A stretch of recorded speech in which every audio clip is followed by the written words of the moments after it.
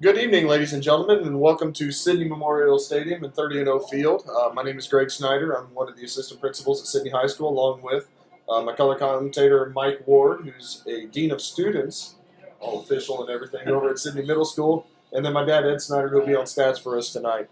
Well, Mike, we were just talking about it. I think that pretty much anybody who graduates from Sidney knows the importance of this rivalry, the battle for the Battered Helmet, and pretty much everyone knows what their record was against Piqua in high school, right? Yeah. I finished 0-3 in varsity football against them, and we weren't able to get it done when I was going through, and that's still a sore subject in my household. But Sydney's had some decent luck the last few years. Not necessarily last year, but in the last 10 years, it's been pretty competitive between the two teams, and we look for that here tonight. Yeah, sure. And of course, as always, you know that when you're going to see a Piqua team under the direction of Bill Neese, you're going to see a solid team that's fundamentally sound. But this year's team has had a little bit more success when you couple, that solid fundamental style of football that they have every year, along with some pretty good athletes. That's a recipe for a pretty good football team. Yeah, they combine with, like you said, being solid and sound, both offensively and defensively. They're always great on the offensive and defensive lines, but this year just some athletes that make them a little more explosive maybe than they've been in the last 5 or 6 years, and it's going to be a tough task tonight.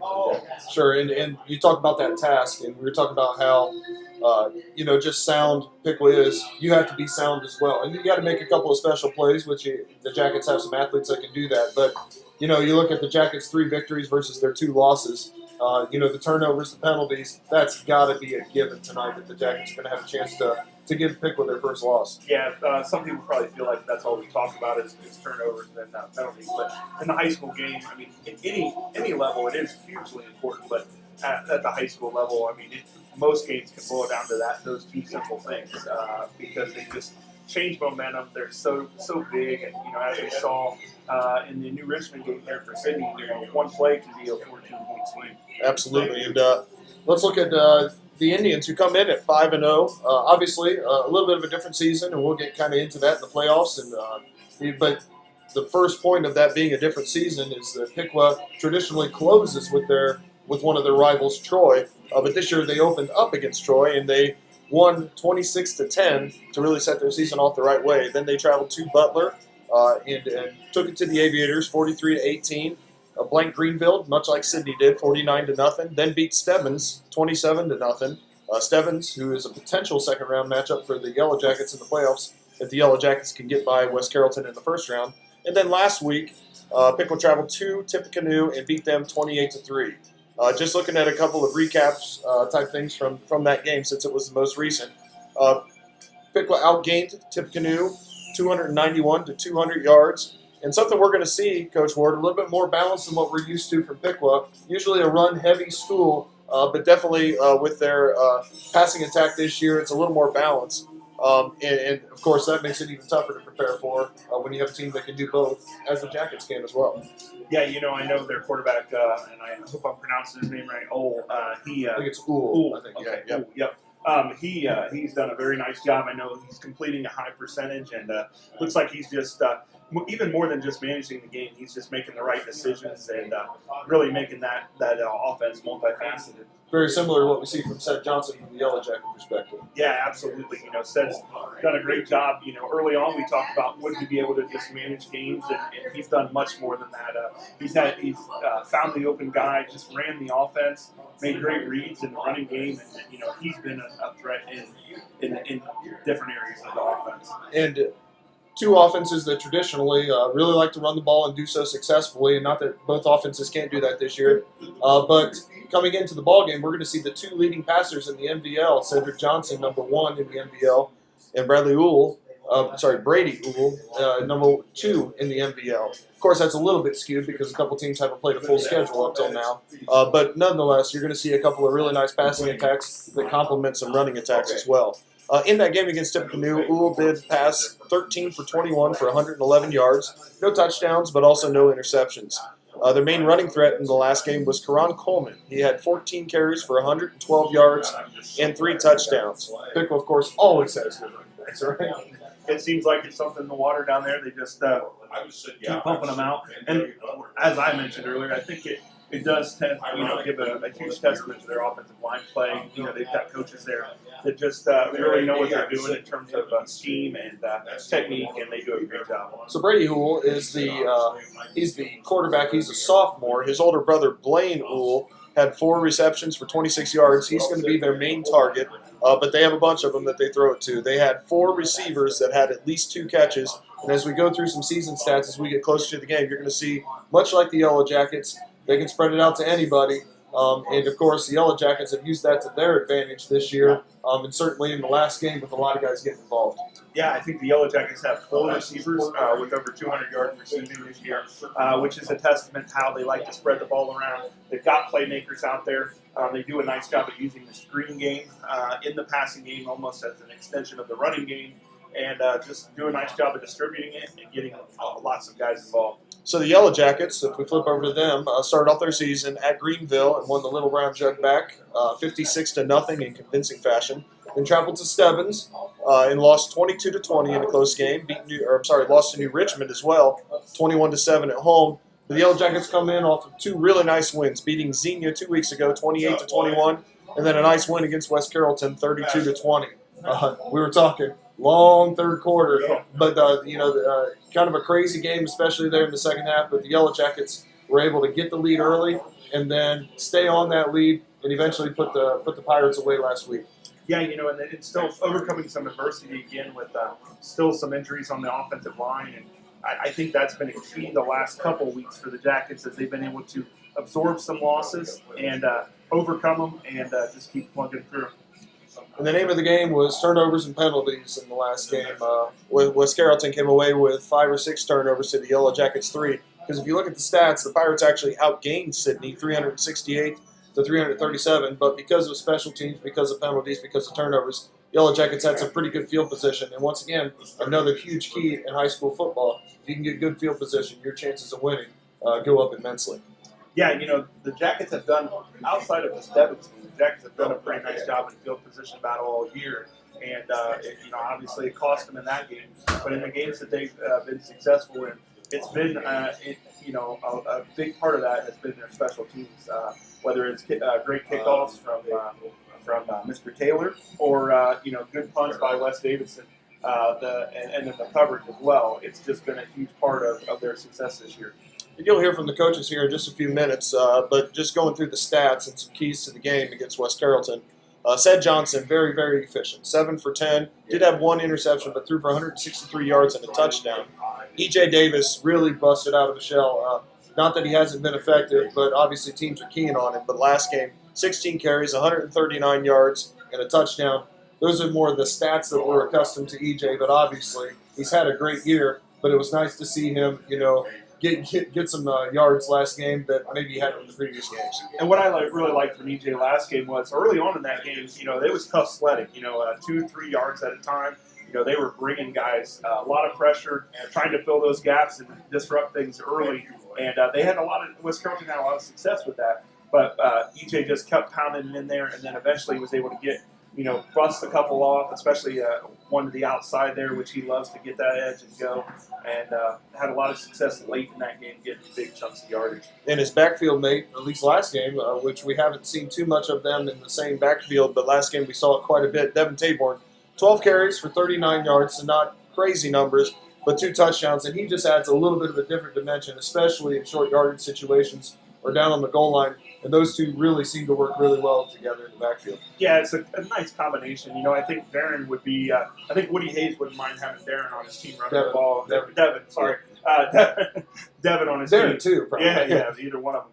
But Devin just, he puts his head down, gets, 3 yards in a cloud of dust, as we said under Woody, and he just does a great job of delivering the blow. And guys don't like tackling him because he's bringing it on both offense and even at linebacker.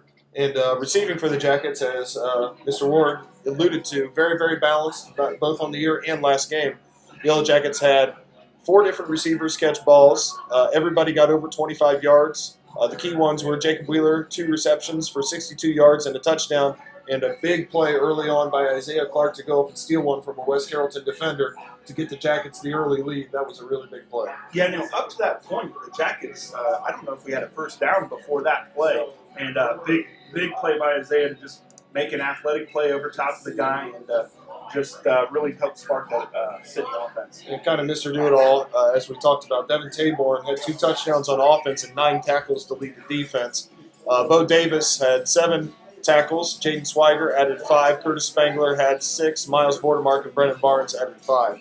And something before we get to the coaches and their interviews that we have to talk about was just a great job, and we talked about it last week, by the offensive line. With plugging holes, you got Jackson Pettit in at center. I think the Yellow Jackets are a little more healthy up front this week, but that's great depth, great coaching, great job by those guys to step in. And run game was a big part of that game. It just speaks to the offensive line and what Coach Anderson, Coach DeVere, and the whole offensive staff did. Yeah, I know that's been a thing that they thought they could lean on this year, and injuries might have put that into question a little bit. But guys have stepped up. I think there was even a few plays there last week where Pettit, the second string center, was out of the game. And man, when you start getting to your third or fourth string center, as a former offensive coach, you start to get worried. You may put on a brave face, but that's where you start to shake a little bit. But the Jackets have done a nice job against the last 2 teams of taking care of business with those subs, and it's nice to see those players step up. So we're going to start off with an interview with Coach Coleman. So the TV production students did these interviews this week. So they're not perfect, but they're a work in progress. Our kids are doing a great job. It's going to be a little bit hard to hear at times, but I think that our viewers can kind of get the gist of what happened. Coach Coleman and the defense had a tough task last week against West Carrollton. You got to say that they did an admirable job against those guys. Some really, really nice athletes on that side of the ball for West Carrollton. Yeah, they were able at times to have success with both running and throwing the ball. We commented on how we were afraid of big plays in their running game, and then in the second half they really started to throw the ball around and have success with that. So it was a tall task for the defense. I thought Sidney had that kind of bend but don't break mentality last week. They kept them in front of them most of the time and basically tried to limit the yardage and make them make mistakes. And obviously they did, and I think that was the difference in the game. So here's that interview with Coach Coleman, once again from our TV production kids.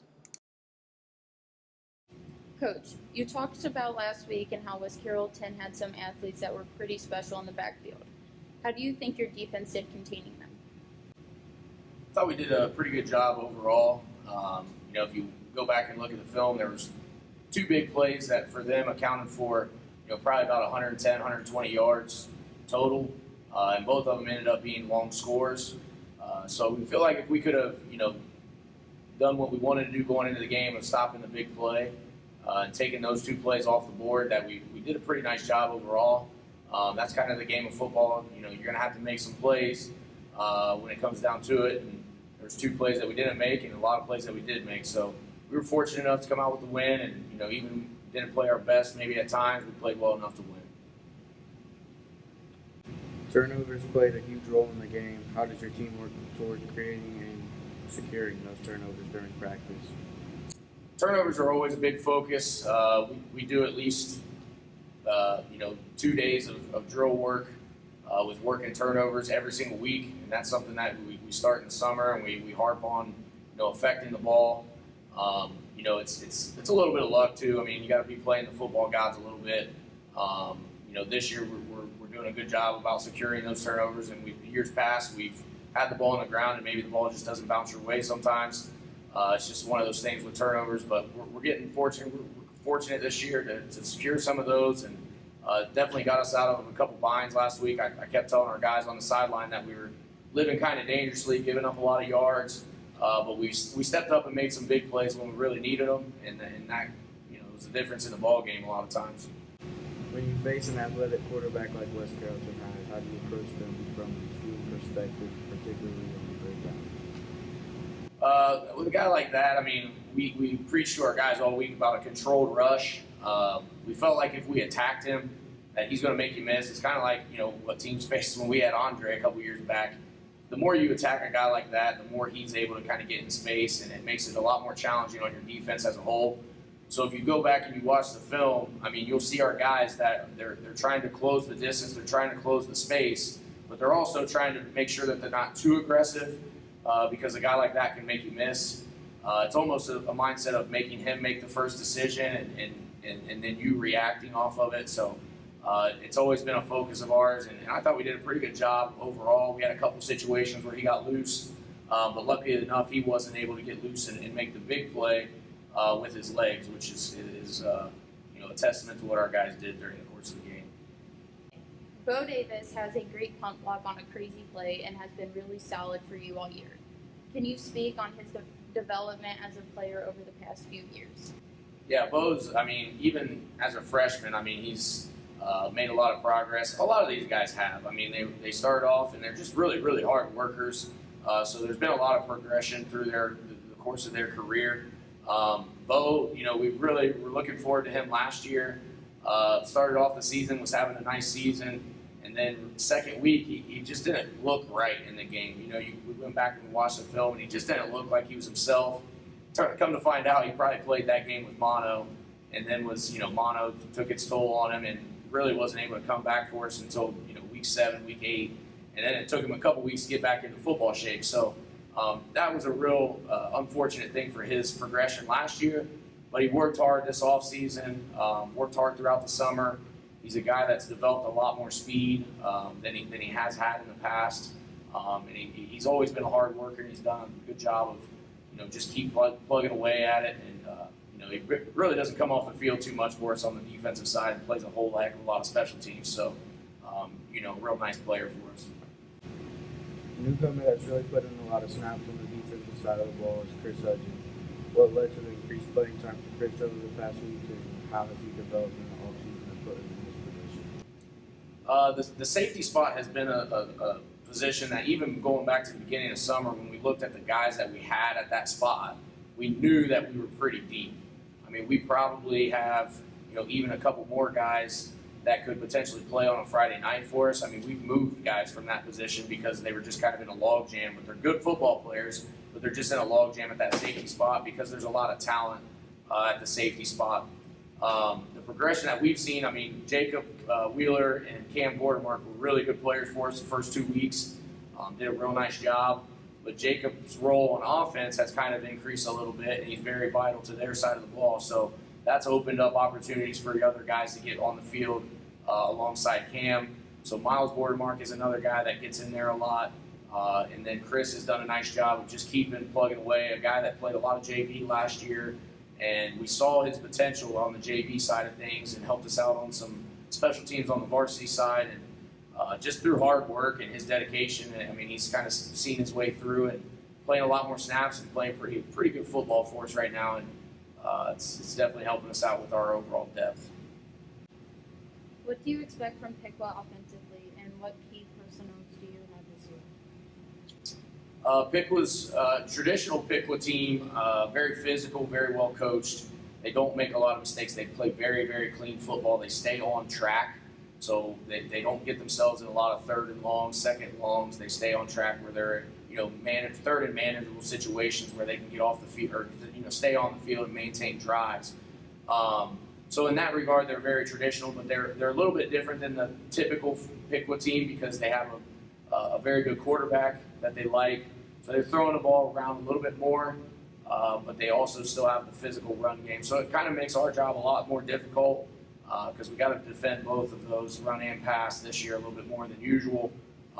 So we're looking forward to the challenge. They have a lot of good players on their side, a lot of guys with a lot of speed, a lot of talent, a lot of physicality. So it's going to be a good challenge for our defense. We've been talking about it all week. I feel like this is a good measuring stick for us to see where we're at right now, a 5-0 team, to kind of see how we've progressed throughout the year. So we're looking forward to the challenge and going out and playing on Friday night. What are some of the keys to the game on the defensive side of the ball that you consider your best chance to win? I think we have to be a physical group. Last year, for whatever reason, we lost our physicality as the game went on. They kind of discouraged us a little bit and frustrated us a little bit on both sides of the ball. And we lost our physicality a little bit. So we're going to have to maintain. It's going to be a 4-quarter dogfight. We kind of preached that to our guys all week, that they better be ready to play a four-quarter game. It's going to be a very physical game, so I'm very hopeful that our guys come out and are ready to play physical, fast football. It's not anything out of the normal for us. I mean, that's our focus every week. It's just the basics. Line up properly, play our correct techniques, play fast, play physical, and we feel like we'll have a good chance to give them some problems on the defensive side. Okay, thanks to our TV production students, Lauren Barker and Jacob Wheeler, for doing that. Like we said, we know the audio needs to get a little bit better, but hopefully you got a good interview there from Coach Coleman and Coach Ward. Just like we kind of conjectured, a little more balance this year for Piqua, which makes it a little tougher. And Coach Coleman obviously has watched a lot of film during the week, so he knows the challenge that's ahead of him. And as he said, playing sound fundamental defense and not letting any big plays happen, it's important every week, but especially when you have a team that's going to do good things anyway. You can't let them do great things. Right. I don't know that, some teams you have to be worried about, a million trick plays and that they're going to try something each week that's different. I think for the most part, what Piqua's going to do, but they're going to do it at a level that most teams can't do it because they just do what they do so well. You talk about teams that concentrate on doing a certain thing, doing it as many times as they can, getting great at it, and that's what Piqua's really been over the years. Absolutely. So now that was defensive coordinator Coach Kyle Coleman, and now we're going to go over to offensive coordinator Coach Britton DeVere with his interview for the week from TV Productions Kids. You can go now. Coach DeVere, thanks for joining us. Thanks for having me. Coach, on the pregame show last week, you talked about EJ and how he hasn't always been the first option, and his yards were down a little bit. However, he obviously had a great game against West Carrollton statistically. How do you attribute to that? Well, I think going into West Carrollton, we knew that they were coming off a 2 weeks quarantine. We knew also that they had some kids that were out with some eligibility issues, and we wanted to take advantage of that with our numbers, and we wanted to be able to wear them down a little bit. So we really committed to running the ball last week in our win versus West Carrollton. EJ is a tremendously hard runner. I read in the paper. I mean, they had told me this, but I read in the paper this week he had 1,300 and some yards last year, and he missed a game and a half. So that's impressive as a high school player. What we do on offense, we're just spreading the ball around more. So we're not making EJ hold all of us on his shoulders. So he's going to have games where he has a bunch of yards, and he's going to have games where he doesn't have a bunch of yards. So last week we were able to do some things to get him the ball in the run game. You showed a two-back set for the first time with EJ and Devin in the backfield together. What does that provide for your offense, and why was it so successful against West Carrollton? Well, the reason that two-back set is so successful because EJ and Devin are both unselfish. And I mean that because they're both great blockers. They're extremely physical football players, and you can just tell that they're willing to block for each other. In fact, I think our first touchdown in the playbook should have gone to EJ, but you can see in the film EJ wants Devin to score, so he switches and EJ becomes the blocker and Devin ends up scoring the touchdown. So it allowed us to get an extra blocker. We were missing some offensive linemen, so we were able to use their physicality and, like I said, wear down West Carrollton, who was a little bit shorthanded. There was a 3rd and long in the first quarter that you converted and led to Carson Taylor's field goal. Just a great play by Isaiah Clark from Sed Johnson.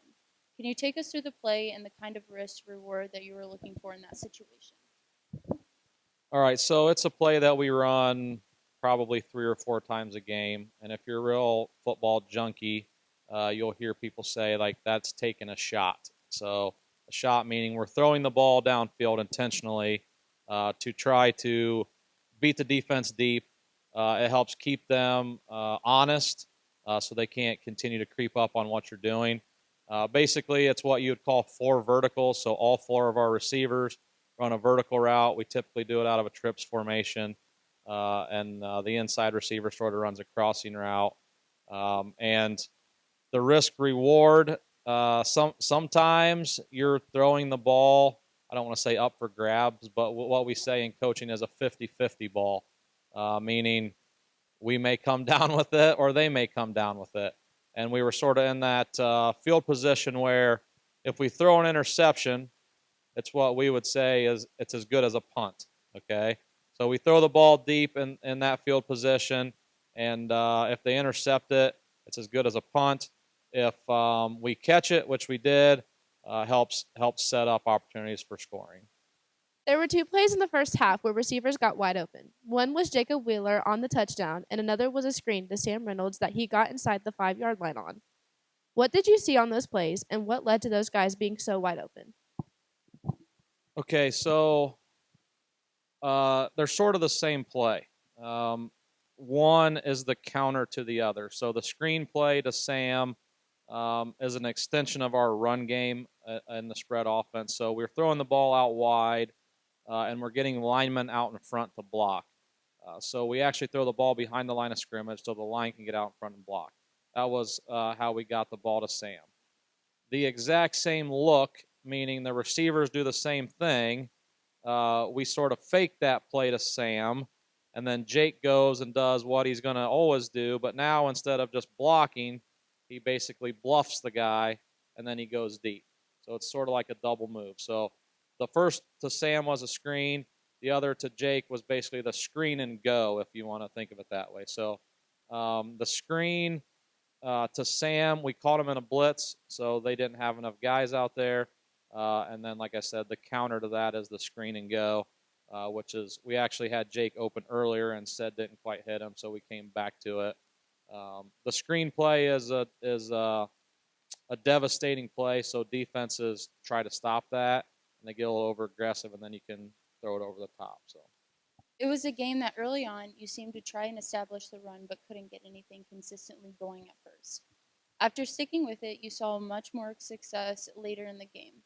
What did you learn about West Carrollton, and what adjustments did you make to make that happen? West Carrollton is a good football team, so we were putting our chips and betting on the fact that we were going to be able to wear them down physically because they were down like 23 kids because of the academic ineligibility.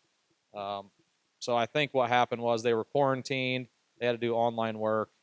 They must not have done their work, and so they have weekly eligibility there. So we had heard that, and so we knew they were like at half strength.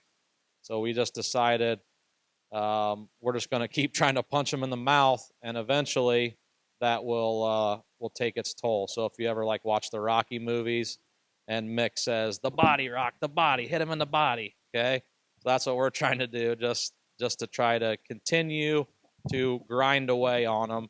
And then the fact that we were at full strength, we were able to take advantage of that later in the game. Can you talk about Isaiah Huggins and what he's brought to your offensive line through all these injuries in these first few games?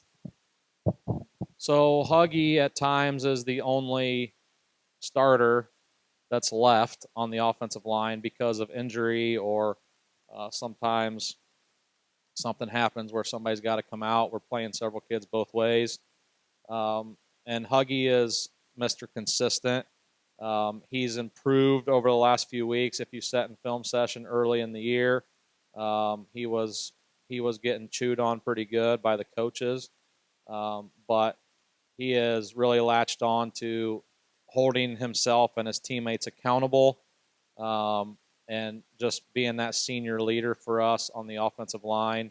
I think from me being new, I noticed that he's pretty tight with most of the team, and I think that because of that, kids will respond to his leadership. And thankfully, knock on this fake wood desk, he's been able to play every snap for us. So hopefully that will continue.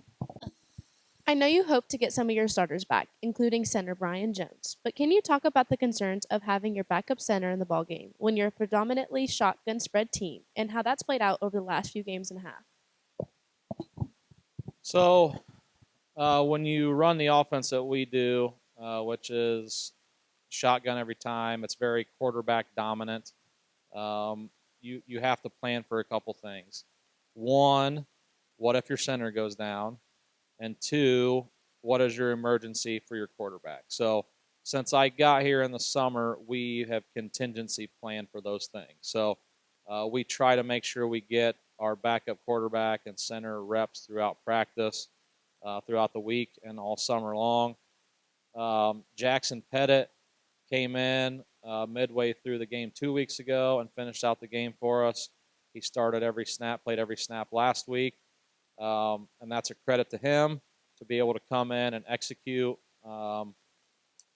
Had a couple high snaps, if you watched last week, early on. And then once he settled in, everything was fine. But yeah, it's difficult to execute our offense if we don't get a good shotgun snap. So Jackson was able to come in and do that for us, which is good. Now he'll be able to go back and be predominantly a defensive player, which is what he was previously.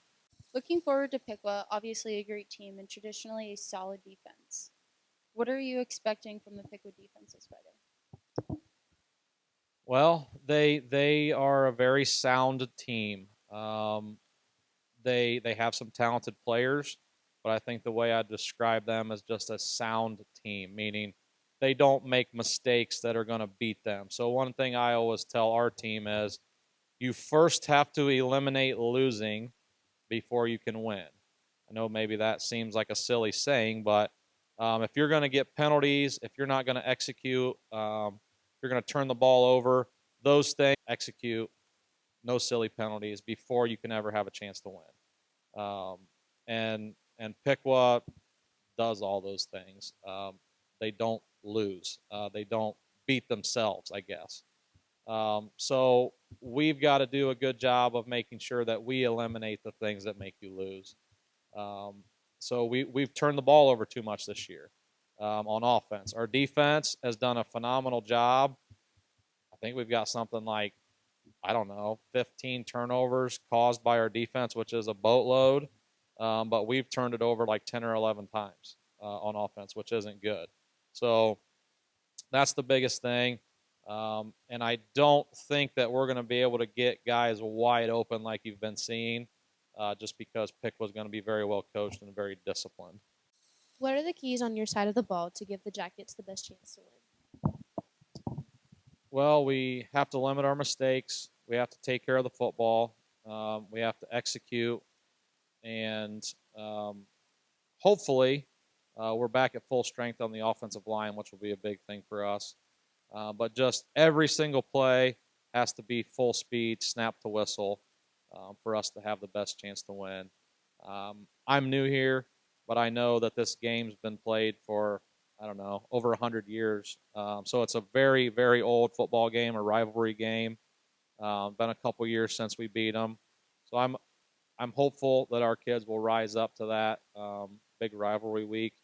And then I think if we can play even with them early on, I think our kids will have a chance to win the ball game on Friday.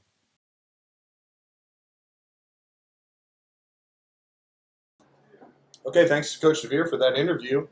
Thanks to TV Productions students, Lauren Barker and Katie Atwood, for doing the interview. Would you believe me if I told you that they came up with every one of those questions by themselves? Oh, absolutely. I don't know who else would have come up with it. Great job, ladies. Yeah, Especially for the first time doing that. I know that's a little nerve-wracking. So good job getting in front of the camera and doing that. So we are about 25 minutes from game time. We're going to go ahead and get our interview with Coach Dunges as well. He's going to talk about, obviously, the important win against West Carrollton, looking ahead to this game here tonight against Piqua. He's also going to talk a little bit about playoffs, and we'll kind of follow up on that after Coach Dunges speaks. But once again, we're going to do that interview in just a second. But, Coach Ward, you have an announcement to make first of all. Yeah, I just wanted to let everybody know about VestForQuarterbackClub.com. It's a chance for everybody watching at home to buy 50-50 raffle tickets. It helps go to the Best for Quarterback Club that helps fund a lot of the extra things that the football team does, provides equipment and things like that. So you can enter to win up to $100 a week, and you can also become a member, and you can do that online as well for $20. So they always need help at the games and even just as a member. So if you can do that, that'd be great. Just one of our many great booster groups here at Sidney High School. So thanks for your support at home. Once again, what's that website, Mike? BestfootQuarterbackClub.com. Okay, so now we're going to go to Landon Davis. Did an interview with Coach Dunges earlier this week. So here's that interview. I'm here with Sidney head coach, Coach Adam Dunges. Coach, a really nice win to go over 500 last week for your team. You talked about their athletes on both sides of the ball. How do you think your team and your coaches did in containing those athletes? Yeah, I mean, when you're playing West Carrollton the last couple of years, they've been able to get some really, really good players. Their quarterback and a running back both have multiple Division I offers. So it's got to be a good team effort. You don't want to get yourself in a position on the defensive side of the ball where you got to make one-on-one tackles because, I trust our kids. We got really good athletes on our side of the ball also, but when you have a Division I athlete, there's something a little bit extra special about them. I thought we did a good job of containing them for the most part. They did spring loose a couple times with some big plays, but it's got to be a collaborative effort on the defensive side of the ball. That way you don't get your kids in a position where it's a one-on-one tackle. Turnovers and mistakes were the name of the game, like they are most weeks in high school football. I'm sure it's been great seeing your team force some mistakes from the other team, but how do you continue to look to minimize your mistakes going forward? Yeah, I mean, on the defensive side of the ball, we lead the league with 17 total turnovers. So that's been nice. I mean, 17 turnovers through 5 games is a lot.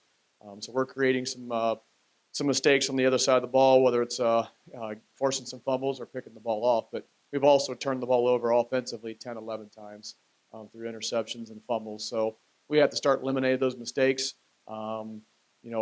Against West Carrollton, we were able to score all 4 times we got to the red zone, and we held them to 1 out of 3 once they got inside the 20. And 2 of those times were us forcing some fumbles. So that was actually the big difference in the game, is us being able to get the ball turned over when they were in scoring zone, and we're going to have to continue that on this week. Carson Taylor breaks his nose the day before and then nails a 34-yard field goal to put your team up 34-0. What is your confidence level in him from various yardages, and can you speak just a minute to his development as a kicker? Yeah, I mean, this is a kid that just started kicking a football for the first time. He maybe dabbled in it a little bit here and there over the years, but first time where he's had to do it on a field with pressure and a snap and a hold and blocking and all that kind of stuff. So his confidence has continued to grow. I don't think it was ever bad. It's just be able to get that game experience. It was a good opportunity for us to try to get some points on the board. For him to make that 30-plus yard field goal. Obviously, it was good. You got to have the kicker that can do it and have the confidence, but the operation also needs to be solid. And that started with sophomore Miles Vordermark getting the snap back there, and senior Seth Johnson being able to get the hold down. Then you got your other 9 guys that got to be able to protect him. And it was a real solid operation, and it was good to see him get one through. And we'll continue to use him as an asset for us moving forward. After blocking a few punts against Greenville, you were back at it with another blocked punt on a crazy play this past week. Can you talk about all that was going on during that play? First, the ability of your team to block 34 punts on the year already, and second, the crazy play and how it ended up during the game. Yeah, we've, I think changed our philosophy on that last couple of years. We're trying to be a little bit more aggressive on that in certain situations of the game of being able to come out after some punts. And we did it a lot last year. The problem was we never got anything blocked last year. We just kept running into the punter. So we put a little bit more effort into it this week on just working on blocking. We have Coach Coleman out there where he uses a soccer ball instead, and he'll kick a soccer ball, and the kid's got to come through, and he's got to bat it down. So we've been doing that for our pre-practice here the last month, and it was nice to be able to see that come to fruition with a good block, and it was a crazy play. We blocked it. I think it ended up going into the air a little bit. It bounced off one of our kids' helmets, then right into the arms of a West Carrollton kid. And he almost picked up the first down. He would end up being a yard short of picking up the first down. So it was good to see us get the block, but now we got to be able to come up with and recover it and make sure the other team doesn't pick up the first down on it. We asked this to Coach DeVere, but I'm curious on what you think made your 2-back set so successful in its first appearance of the year. Mainly, well, part of it is what West Carrollton was doing. We didn't think, they were going to adjust a whole lot to the 2-back set, and they didn't. So it was good from that standpoint. But the real big part of it is the 2 kids that are also the backs back there. Sed's a great handler of the ball. He's also a great runner. But when you put 2 other physical kids back there, and Devin Taborn and EJ Davis. Both of them are very capable of running the football, and both of them are very capable of blocking also, and they love the physical nature of the game. So a combination of what West Carrollton was doing or not doing against the scheme, and then also just the kids that we have back there. The playoff bracket is officially out. I know you're just looking at Piqua this week, but what are your initial impressions and thoughts on playoffs this year? It's definitely interesting. It's something we've never done. Obviously, with coaches being able to vote and all that kind of stuff. So I know basketball and baseball, it's something they do every single year. So it was interesting just being able to do that and be a part of it. I'm not necessarily a big fan of it. It's kind of nerve-wracking, and it's tough to rank teams that you don't really necessarily know a whole lot about. When you're asked to rank 24 or 25 teams, that can be a little bit daunting. But at the end of the day, you got 24, 25 coaches voting. The votes came out, and we're seated probably in a fair spot at number 10, and we'll move forward from there. It is kind of interesting that we get to play a West Carrollton team again at home.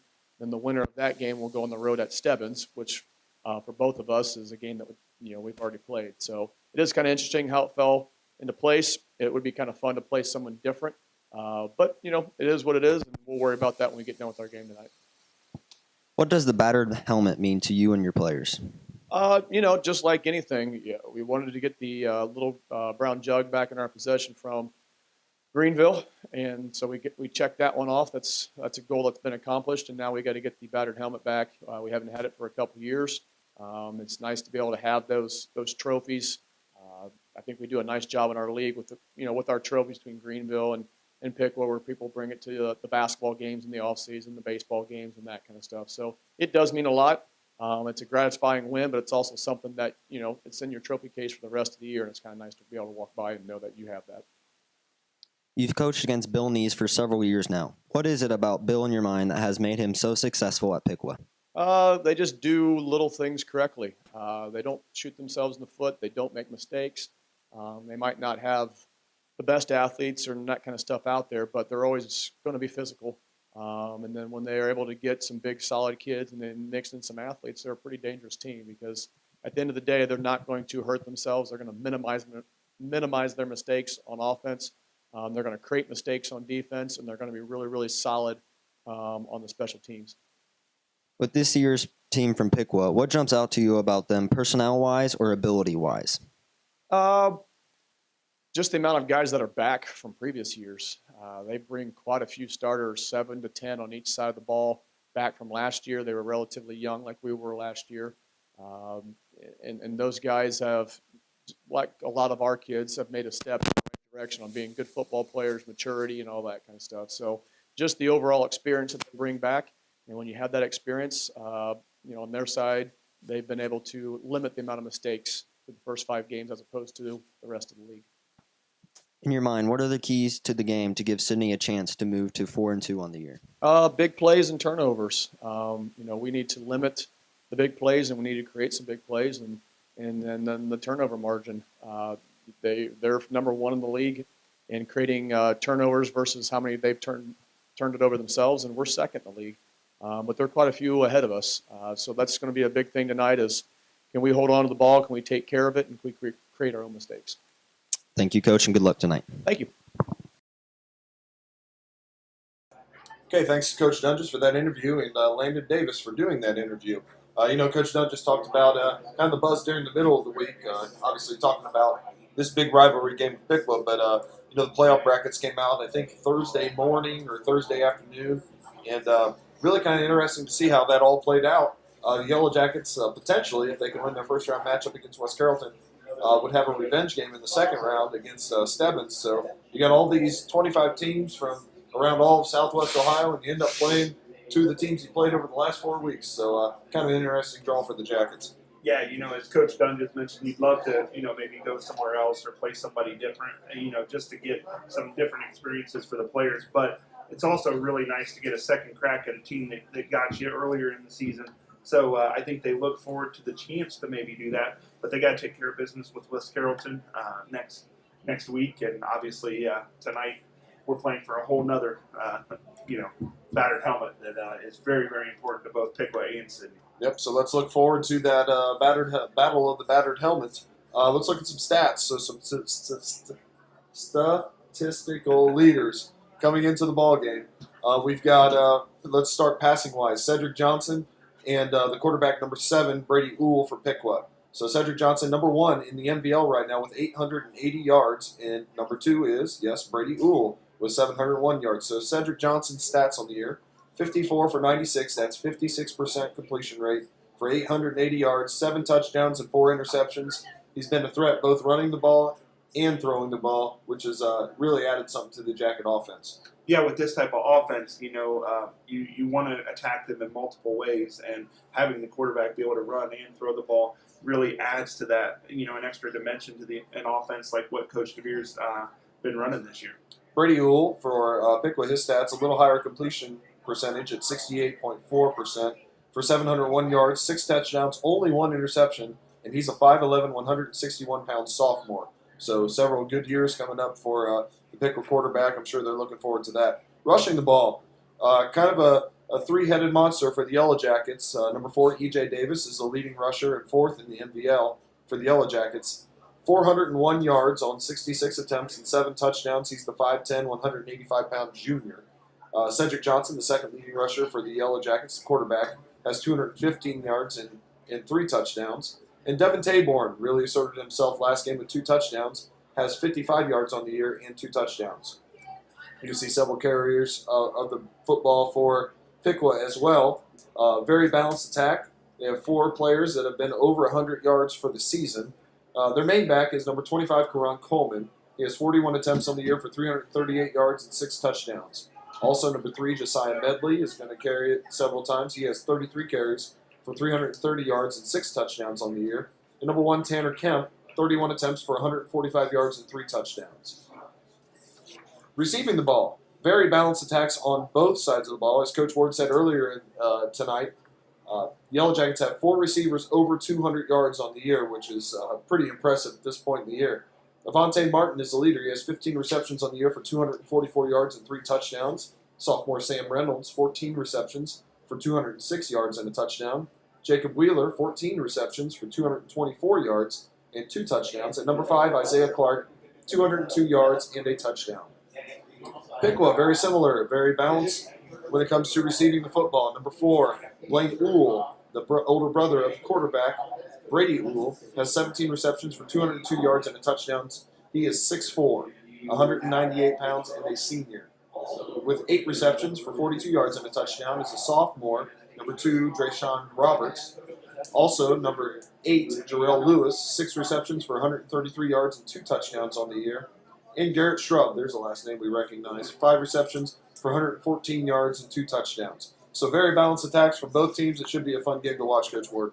Yeah, I think, you're going to hear the terms balance a lot. You're going to hear the terms, sound football a lot tonight, and it will come down to those things. But there's a good chance it's going to come down to a couple big plays as well that may make the difference in this one. Sure. So tell me, over the past couple of years of, obviously playing a while ago because you're pretty old. Yeah. But then most recently coaching with me and the rest of the Yellow Jacket staff, some of your fondest memories, obviously probably wins against Piqua. Yeah, absolutely. I go back a couple years ago to when we had the playoff run and playing down at Piqua, and that game we converted a late 4th down play, 4th and I believe 27. Yeah. We had the ball on the 3-yard line Yeah. and ended up with 4th and goal from the 27. Sure, and some bad plays that led to that, but a great play there by Andre Gordon, and just to be able to get that ball in there, it was a tight window, and complete that, and then we had a great 2-point conversion stop at the end when Piqua had scored and decided to go for the win, and just a heck of a way to end a game when it's a 2-point conversion to win or lose it. I've been excited before, but when Rattez caught that touchdown pass and when Isaiah stopped them on that 2-point conversion, that might be about as excited as I've ever been. And then a couple years previous to that, we went down and there was another exciting game. I think it was 2015. Yeah, and that's another one that sticks out. Danny Dean kicks a winning field goal on a long drive. We just kind of matriculated down the field there and kept going with a lot of the same plays over and over, and we're able to have some success and get in field goal range. And Danny Dean just did a great job of knocking that one through. And another one from my past, like I said, I was 0-3 in my high school career against Piqua, but when I was a freshman, we had a really nice team here at Sidney that went 7-3 and just missed out on the playoffs. But I remember a big win against Piqua, and that was a big win for that team. And we hadn't beaten Piqua in quite a few years, and that's one that sticks out for me as well. Sure, and that's from a Yellow Jacket perspective. Obviously, several wins from a Piqua perspective, but several great players as well that come to mind. Of course, Brandon Sane, somebody being not from Sidney originally, that was the big name that always stuck up to me, future Buckeye, future NFL player for the Green Bay Packers. Looks like the Yellow Jacket Band is getting ready to take the field, so we're going to go ahead and be quiet for a few minutes so you can hear the Sidney High School Marching Band under the direction of Chris Adams and Todd Bridges. She had some issues with some people previously here, let's put it that way. So she was once again very, very good part of this band. Yeah. Every Thursday, there's this fun part you want to Ladies and gentlemen, and brothers and friends, Gus City High School Marching Band.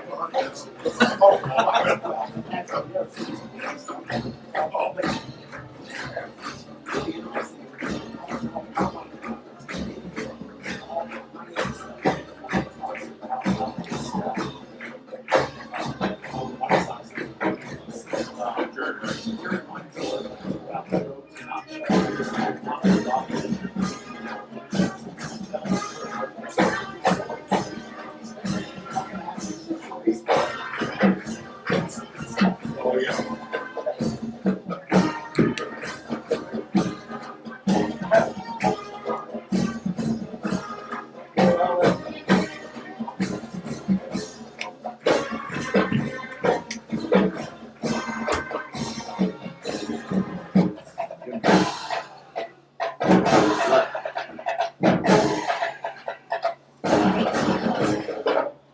Okay, and under the direction of Mrs. Chris Adams, Mrs. Matt Riggins, and Secretary Frank and it's led out to the field by field commanders, Savannah Kessler and Elizabeth Shaw.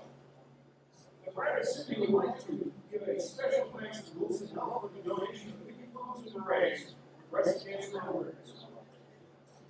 And now, ladies and gentlemen, please rise and join the band for the playing in the Sidney High School alma mater.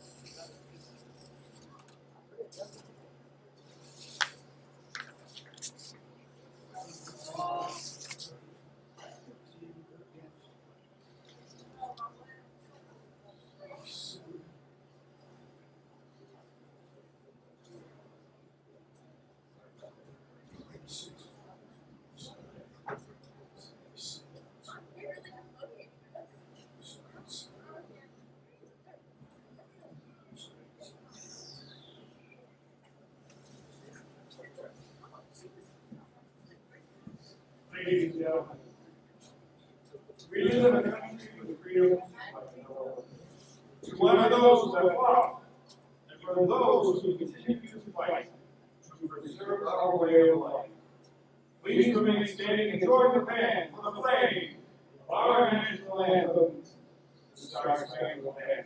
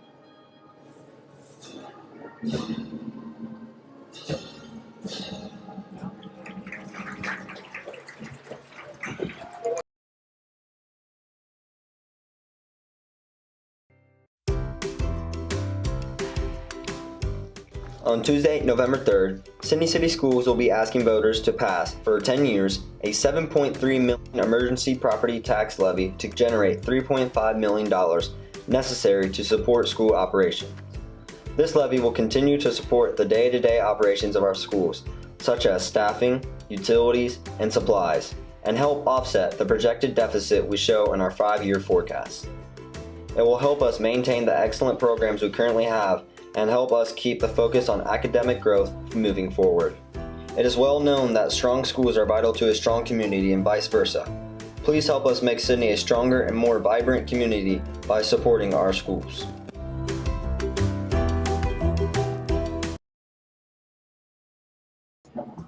Okay, welcome back. Once again, that was the Sidney High School Marching Band under the direction of Chris Adams and Todd Bridges. Great job as always.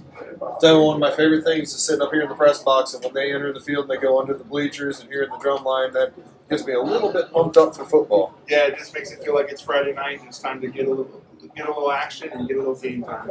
Absolutely. So the Yellow Jackets and Indians getting ready to start here. Piqua coming in at 5-0. They were number 3 in the rankings by the coaches in Division II, Region 8. The Yellow Jackets got the 10th seed actually in Division 8 and over 500 at 3-2. We've heard from the coaches, Coach Ward, to you, and I know we've talked about it a little bit, but your keys to the game. You know, I think anytime that we play Piqua or Sidney plays Piqua, the up front. This game is one up front. It's the little things that are done up front. Can we move? Can we move each other? Who wins that battle? Is it the offense or the defense? And that's on both sides of the ball. So it'll be a big key tonight. It's who moves each other and who wins that battle.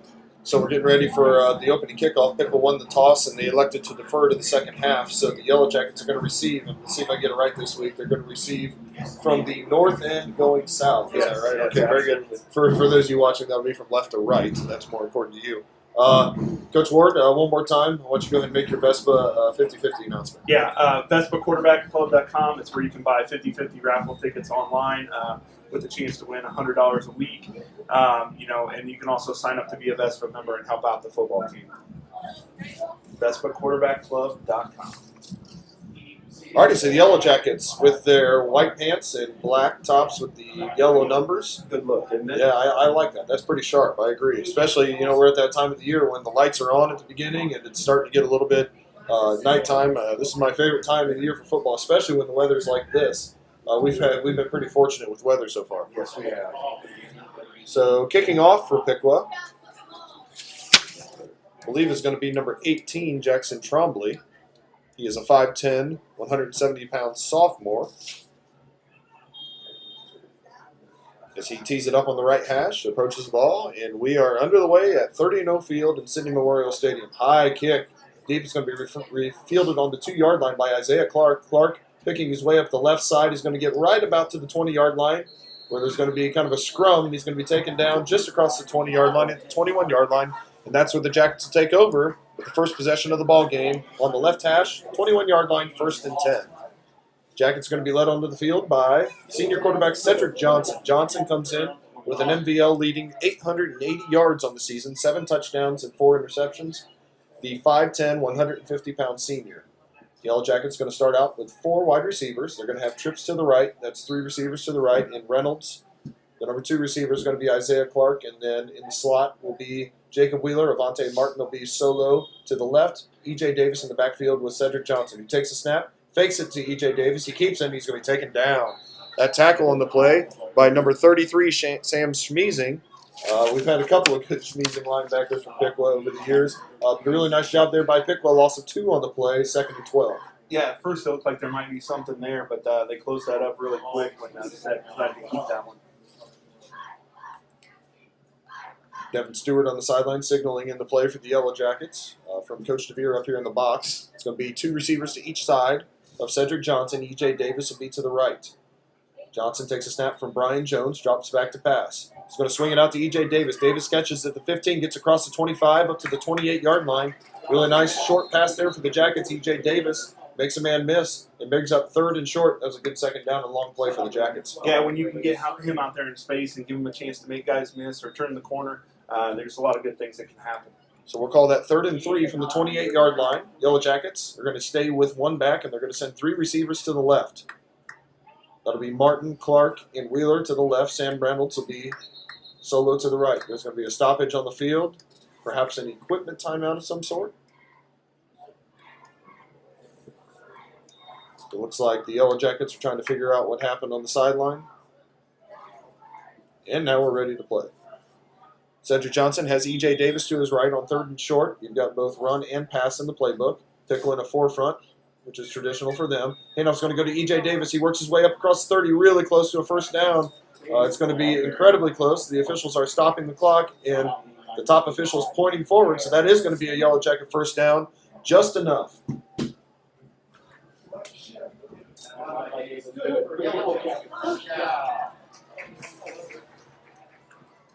So the Yellow Jackets pick up a 1st down up at the 31-yard line. And they're going to keep out with 4 wide receivers. It's going to be 2 to each side. Really important 1st down there. First down for the Yellow Jackets, Coach Ward. Yeah, you got to get one there. Just keep the drive going and keep the ball away from Piqua's offense.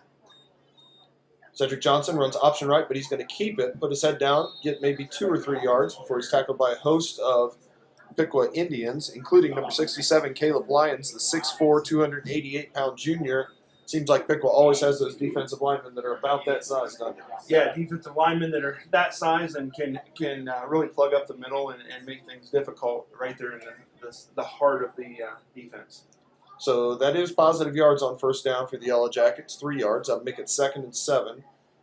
Same personnel for the Yellow Jackets, same defense for Piqua as they show a 4-2 box with 1 high safety. Cedric Johnson dropping back to pass. He's looking. He's got Sam Reynolds open, who catches it just across the 40, near the 41-yard line, probably a little bit short. That's going to bring up a 3rd and short. Just a little quick hitch out there. Hit Sam Reynolds for positive yards, and we'll see the Yellow Jackets go fast here on 3rd and short. Yeah, they got a chance here to get, you might see a run play here right up the middle or something that we can get a yard with. Johnson fakes the snap. You're going to see number 8 for Piqua. That is Jarrell Lewis, the defensive end. Reminds me a lot of Devin Rogers back in the day. He's going to play some defensive end and also some tight end for Piqua. Cedric Johnson's going to keep it behind the block from E.J. Davis. And Johnson's going to get just enough. A 2-yard gain, good block by Davis. Good job by the right side of the line. And the Yellow Jackets move the sticks for the 2nd time. Yeah, it's nice to know early in the game that you're able to get a short yardage 1st down there. And hopefully that'll play that way for the Jackets the rest of the game. So Yellow Jackets with 2 first downs. Both of them were converted on the ground. A little run, little pass on that set of downs for the Jackets. We'll see what they do here on 1st and 10. They're going to send E.J. Davis in motion to the right, and the swing pass is going to go to E.J. Davis, getting a block from Isaiah Clark. E.J. Davis works out across the 45 to the 46-yard line. Call it a modest gain of 3, bring up 2nd and 7. Yellow Jackets show a little bit of a swing pass there on first down, Coach Ward. Yeah, that's a nice gain there on first down. You always want to have positive yardage to get open up the playbook on 2nd down. So 2nd and 7, once again, just like 3 plays ago for the Jacket. So Johnson takes the snap. He's going to pitch it to E.J. Davis. Ball is loose, and Piqua jumps on it on the 45-yard line. On the recovery for Piqua, as the Yellow Jackets are trying to wrestle it back, but a little too late. Number 33, Sam Schmeezing.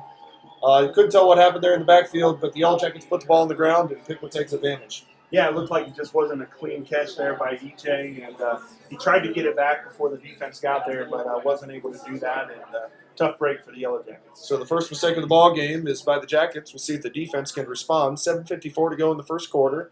Yellow Jackets and Indians tied at 0 as the Piqua Indians get ready for their first drive of the ball game. Piqua is going to break the huddle. They're going to come with 3 wide receivers. To the bottom side of your screen, number 6, Garrett Shrub. To the top side of your screen, number 4, Blaine Uhl. His brother, Brady Uhl, is going to take the first snap of the ball game. Karan Coleman in the backfield. He'll get it on an outside zone play. Cuts it back. Karan Coleman makes a man miss. He's to the 30 in the open field. 25, 20, 15, 10, 5. Count him to the end zone. Actually, down at the 1-yard line. Karan Coleman busts one all the way down to the 1-yard line, and Piqua will probably go fast here. Nice hold there, and a beautiful cut by Coleman on the back, on the, what do you call it, cutback, sorry. Yeah, and sorry we missed the end of the run there to get up here in the box and have a little trouble there. Handoff's going to go to Coleman, and he's going to plow across the goal line. A 1-yard touchdown run by number 25, the 5'10", 187-pound senior, Karan Coleman. And Piqua takes advantage of the early Yellow Jacket miscue as they go up 6-0. Piqua doing a little bit of a huddle over as the Yellow Jackets were ready for it. They adjust over. On to do the kicking duties, number 18, Jackson Trombley, who also does their kickoffs. He's going to go out of the hold of quarterback number 7, Brady Uhl. It's a good snap, good hold, and the kick is high and straight and good. That'll make the score with 7:41 to go in the first quarter. Piqua 7, Sidney 0. We'll be back with the ensuing kickoff in just a moment.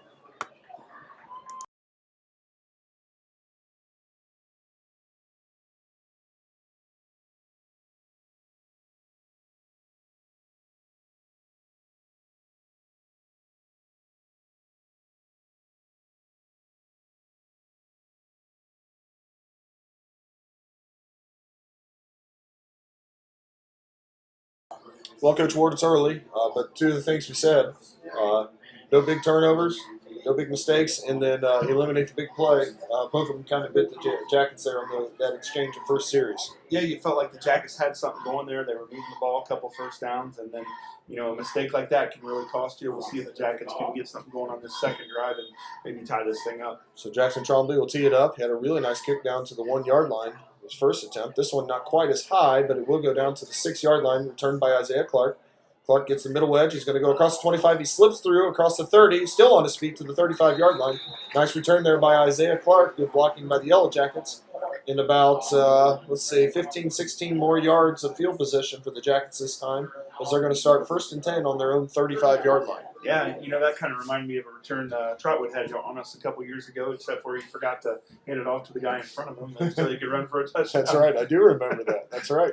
So the Yellow Jackets, after fumbling on their first possession on a missed pitch, are going to take over at the 35-yard line. Ball's close to the middle of the field, a little toward the left hash. 2 receivers to each side for the Jackets. Cedric Johnson calls for the snap from Brian Jones. He's going to drop back to pass. This one is picked off. Picked off by number 1, Tanner Kemp, down the right sideline, inside the 25-yard line to the 23-yard line. Cedric Johnson's pass intended for Isaiah Clark is picked off by number 1, Tanner Kemp. The second series and the second turnover for the Jackets, and Piqua with great field position again. Yeah, you kind of have to think that this is kind of a nightmare scenario for Sidney and Coach Dunges. We'll have to see if that defense that's been strong all year can make a stand here and maybe get Sidney the ball back and have some success. So 2 runs equaled a touchdown for the Indians on their first drive. They're going to come out in a 4 wide receiver set this time. Coleman will join Brady Uhl in the backfield. Going to get some motion here. Uhl back to pass. Looking. He's going to use some pressure from Jackson Pettit. Cut up the middle. He's going to be taken down by Devin Taborn after a short gain. Yellow Jackets do a nice job in coverage, forcing Uhl to tuck it and run. Although he does get positive yardage to the 21-yard line. A gain of 2 or 3. We'll call it 2. 2nd and 8. Good job there by the Jacket secondary. Yeah, they did a nice job of covering guys up and missed a chance to tackle them there back in the backfield, but nice tackle to limit the gain there. Personnel change for Piqua as they bring in number 8, the tight end / wingback, Jarrell Lewis. He'll be wing to the left. Coleman joins Uhl in the backfield.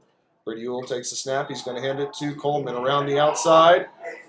Chip Swiger almost has him. It looks like we're going to get a hold on the play as Kurt Spangler was in position, but it looks like he got held there at the line of scrimmage, so that'll be a penalty that's going to move the Piqua Indians back 10 yards from already 3 yards deep in the backfield. That's a big call and a big play. Yeah, that's big at this point of the drive. Let's see if Jackets can take advantage of it. Only offense, number 8, 10 yards, call the foul, first down. So you hear the official confirm the call. That's going to bring up 2nd and a lot from the 34-yard line. 2nd and about 21.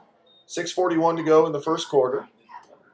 Yellow Jackets with 2 possessions and 2 turnovers so far as the defense is trying to hold Piqua, unable to do it on the first drive. So 2nd and 21, same personnel. Piqua showed trips with a tight end. This will be a fake handoff to Coleman. Uhl looking deep. He's got a man wide open right at the goal line. He catches it for a touchdown. That's number 2, Drayshawn Roberts, the 6'1", 166-pound sophomore. Boy, they've run that outside zone a couple of times, and then they pulled it that time. The Yellow Jackets bit a little bit over the top. Really nice throw and catch, though, too, for Piqua. It was. He delivered it on time and right where it needed to be. And, they kind of lulled him to sleep there and threw it over the top of the Jackets. So not even halfway through the first quarter, the Yellow Jackets with 2 turnovers, Piqua with 2 touchdowns as they try to make this a 14-point game with the extra point attempt by number 18, Jackson Trombley. They'll do that out of the hold of number 7, the quarterback, Brady Uhl. Once again, a good snap. Good hold, and the kick is high, and it is good. That makes it 14-0. So Indians 14, Jackets nothing. Mid-first quarter. We'll be back with the kickoff in just a moment.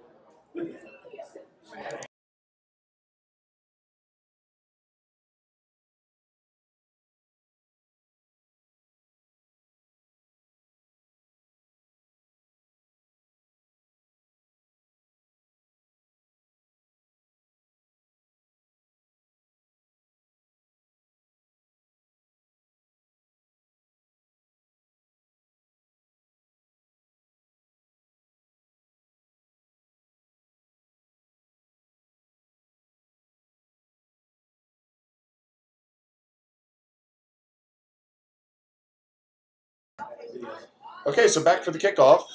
14-0. The undefeated Piqua Indians lead the 3-2 Sidney Yellow Jackets. Kickoff will come from the right hash by number 18, Jackson Trombley. Another high kick. It's going to be received by Isaiah Clark. He takes it at the 3-yard line, bobbles it, gets it back at the 5. Isaiah Clark is going to be tackled short of the 20, it looks like.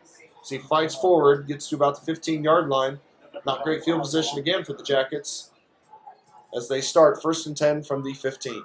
Yeah, you feel like the Jackets just need to have a couple good things, settle down, have a couple good things happen here, and, maybe get their feet under them and try to get this thing back under control. Yeah, even if you don't score here, yeah, it's important, I think, to possess the ball a little bit, get a few first downs, and at the very least flip the field a little bit. Have some positive plays. Absolutely. 4 receiver set for the Yellow Jackets. They're actually going to stack them close on top of each other down here to the screen. Handoff's going to go to E.J. Davis up the middle. Nice gain on first down by E.J. Davis, and that's what you're talking about, Coach. Nothing flashy, but a 5-yard gain. Just a nice, solid football play for the Yellow Jackets. Yep. So E.J. Davis gets his first positive yards of the ball game, at least on the ground. He did have a nice swing pass that he caught earlier in the ball game. So that's going to bring up 2nd and 5 from the 20-yard line as we hit the halfway point in the first quarter. Yeah, I think at this point the Jackets are just trying to string together 2 or 3 good plays in a row, see what they can do with it from there. Cedric Johnson calls from the snap. He fakes it to Davis. Cedric steps up in the pocket. looks to run. He's going to be brought down. It looks like a little short of the original line of scrimmage, maybe right at it. So that's going to bring up a 3rd and medium, 3rd and 5. Big play coming up for the Yellow Jackets. What are you looking for, Coach Ward? You know, they haven't been able to get the screen game going. You may see that here, or they may try something across the middle to test a little different part of that Piqua defense.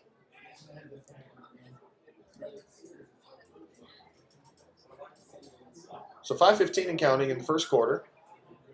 Yellow Jackets trying for a key first down conversion here. Brian Jones, as we get motion from E.J. Davis. There's a swing pass to E.J. Davis from Cedric Johnson. Davis breaks the tackle, gets across the 25-yard line. Great individual effort there by E.J. Davis, and it appears as if he got just enough for a first down. That was just a great effort by E.J. They had him in the backfield, but a good job of making a man miss and putting his head down. And we'll see. We haven't seen a signal yet. Looks like they're moving the chains. And now we do get it. Good call. So 1st and 10, great play by E.J. Davis. Yeah, he just fought for that. I think he wanted it a little bit more there, and he was able to get those extra yards and get the Yellow Jackets a much-needed first down. Yellow Jackets with their original starting offensive line of Huggins, Kennedy, Jones, Snyder, and Swiger. Said Johnson's going to pass it to Avante Martin this time. Avante gets up across the 25 to the 26-yard line. It's going to be a short gain, probably a gain of 1. Boy, it seems like Piqua's really swarming to the ball. There are a lot of white jerseys around that ball every time that the Yellow Jackets do something. Yeah, it looked like they might have had something there. Normally Avante will keep cutting that up to the middle, but there was somebody right there to stop him and for a minimal gain. Yellow Jackets are going to run trips to the field, so 3 receivers to the right of Sed Johnson. He's got E.J. Davis. Looks like he's going to line up on the right side of Johnson. Avante Martin will be solo to himself up top. 2nd and 7. Yellow Jackets got a little more than I thought on that play. Cedric Johnson makes a man miss in the backfield. He's hammered as he throws. Ball falls harmlessly to the ground. But Cedric Johnson steps up in the pocket, and he's met by a Piqua Indian there. That had to hurt a little bit, but Ced pops back up. But nonetheless, it's going to bring up the 3rd and 7. Yeah, tough situation here for the Jackets. You always want to be 3rd and short, and we'll see what they dial up here on 3rd and long. So far, some big defensive linemen out there, not just in terms of weight and strength, but also height-wise, and that's probably a little bit tough for Ced to see sometimes. Sure, that height can make a big difference, especially in that screen game. Seeing that, Coach DeVere rolls out Cedric Johnson to the right. Johnson looking for Wheeler. Wheeler tries just off his fingertips, and then nearly intercepted by number 6, Garrett Shrub. Yellow Jackets had one open there, ball just a little bit off. Good effort by Wheeler, but the Yellow Jackets are going to have to punt. Yeah, I think a good idea to get set out and moving. It does look like there's a flag on the play. We'll have to see what this is. Oh, I did not see that. Ineligible receiver downfield on the offense. Penalty declines. First down. So you heard the official there, an eligible man downfield. Obviously, Piqua's going to decline that to bring up a 4th and 7, and that's going to bring out number 2, Wes Davidson, the 6'2", 193-pound junior, as he will send the punt away off the snap from number 38, Miles Vordermark, a 5'10 sophomore. Yellow Jackets are missing one, as Evan Kennedy is going to come in, and plenty of time for the Jackets. 15 on the play clock. As they look to punt it away here, 3:44 to go in the first quarter. Davidson calls for it. Good snap. He drops it, and he's going to be tackled in the backfield. So another miscue by the Jackets. Piqua takes advantage once again, and coach for the 2nd straight, really for the 3rd straight drive. Piqua's going to get great field position, and that's just really tough on your defense. We talked about how solid Piqua can be, and you can't give them short fields. You can't turn the ball over, and honestly, the Jackets just are making mistakes that are going to be tough to overcome in this one. So Piqua breaks the huddle, 3:40 to go in the first quarter. New running back in the game, number 1, Tanner Kemp, who actually has an interception on defense. He's going to join quarterback Brady Uhl in the backfield. Uhl calls for the snap. He's going to throw it. It's going to be dropped by his brother, Blaine Uhl, on the right side. Ran a quick hitch there. Yellow Jackets in coverage. Grant Fair and Damon Dobbs getting out there quickly. Good throw there by the sophomore quarterback Uhl. Yeah, and he delivered it right where he needed to on time. Just a drop there by the receiver. Hopefully, maybe the Jackets can take advantage of a rare Piqua mistake there. 14-0 is the score. Yellow Jackets trying to limit the damage here in the first quarter. 3 possessions and 2 turnovers and a turnover on downs on a botched punt. The handoff's going to go to Kemp. It's a jump cut to the left, makes a man miss, plows inside the 3 to the 2, and into the end zone. Touchdown, Piqua. Some tough yards there, great cut, and just a nice job of then breaking tackles and dragging a couple guys into the end zone. 20-0 in the first quarter. 3:30 to go. Yellow Jackets didn't see a really good Piqua team. Granted, Yellow Jackets have made some mistakes, but pretty obvious both offensively and defensively. Piqua's 5-0, number 1 from a points perspective, and number 3 from a seeding perspective in Division II, Region 8 for a reason. Number 18, Jackson Trombley, on for the kick. Good snap, good hold, good kick. That makes it 21-0. 3:30 to go in the first quarter. Piqua going to kick off to the Yellow Jackets as they look to get something positive on offense in just a moment.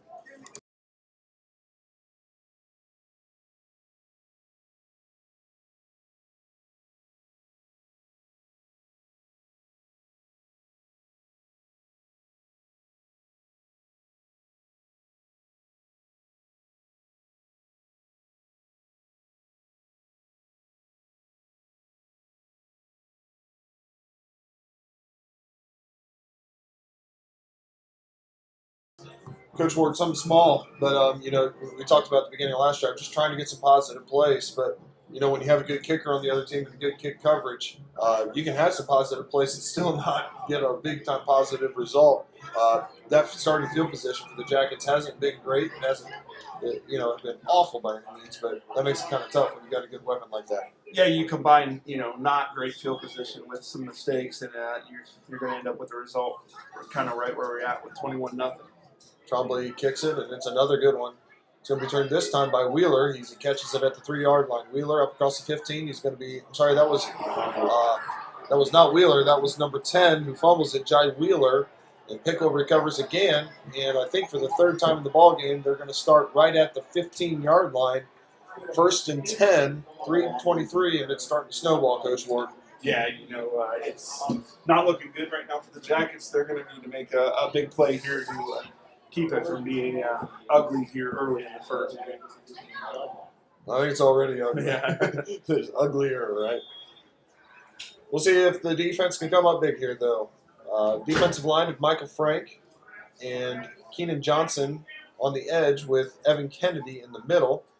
Piqua's going to come out with an empty backfield. Just Brady Uhl, the sophomore quarterback, alone. He's going to roll out to the left. Uhl looking, attacking the line. He's going to tuck it and run. Breaks a couple of tackles. He's going to be taken down at the 10-yard line. Gain of 5 on the play. That's going to bring up a 2nd and 5. Once again, Yellow Jacket secondary does a nice job, but Uhl gets some positive yards nonetheless. And once again, the Yellow Jackets aren't able to make that first tackle, and sometimes it's a difference of 3 or 4 or 5 yards when you don't. And Piqua's done a great job of avoiding that first tackle tonight. Third running back in the ballgame for Piqua so far, number 23, Bryson Roberts, joins Uhl in the backfield on 2nd and 5. A 4 wide receiver set in motion. Number 5, Corey Miller. Handoff's going to go to Roberts. He works across the right side. He's going to be met by Jackets short of the first down. So first third down of the ballgame for Piqua. A short gain on the play, gain of 1 or 2. That was a pretty nice job there by the Jackets of not just getting there, but actually getting the ball carried to the ground that time. Yeah, and here we're faced with the third down. The Jackets really need to stop here, and at worst, limit them to a field goal to keep it within range here. Personnel changes. Number 8, tight end Jarrell Lewis checks into the ball game. He will line up as a wing to the right. Receivers in a tight set here, condensing the field a little bit. As Bryson Roberts is in the backfield, he gets the handoff. He's going to be met by Chip Swiger in the backfield and taken down for a loss. Great play there by the junior Jaden Swiger knifes through the defense, takes down Roberts for a loss of 2. That's going to bring up a 4th and 5 from the 10-yard line, and so far the defense stays on the field. I'm sorry, the offense, excuse me. The defense is still out there too, Coach. You're right. They didn't leave yet. That's good because we need to make sure we got 11 guys out there. Pick was good enough. So 1:30 to go in the first quarter. It's going to be a 4 wide receiver set, twins to each side for Uhl. And it looks like Coach Neese is going to take a timeout. So timeout on the field, 1:24 to go in the first quarter. Big play coming up. 4th and 5 from the 10-yard line. We'll be back with that 4th down play in just a moment.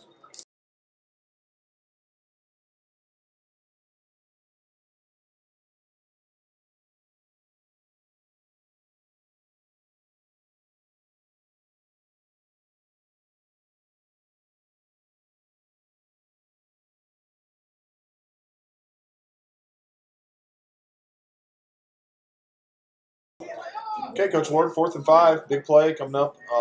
So far, we've seen a little bit of everything from the Piqua offense. They've been able to throw it, but this time they're going to have to do that from the sideline because it looks like they brought out the kicking team after thinking about it. Yeah, a chance to get up by 4 scores this early in the game, I think, is too hard to pass up.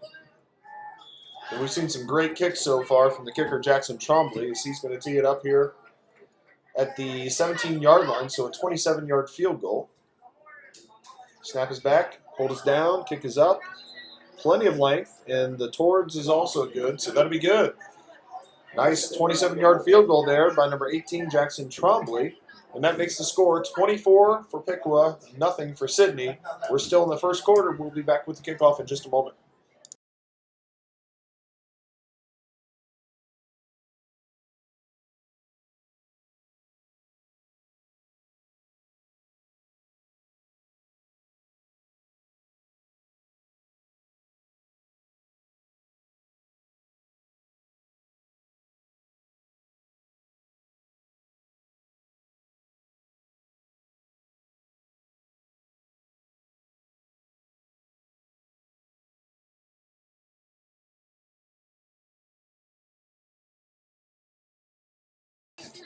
Okay, back. Piqua leading 24-0 in the early going. Kickoff from Jackson Trombley. There's another good one. Inside the 5 again, right at the 2-yard line. Kick's going to be returned up across the 20-yard line to the 22-yard line by number 10, Jai Wheeler. And the Yellow Jackets are going to take over right there on the left hash. We'll call it the 23 or 22-yard line. 1st and 10.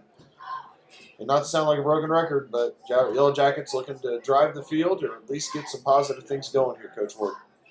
Yeah, they got to get something going here if they want to have any chance to stay in this one.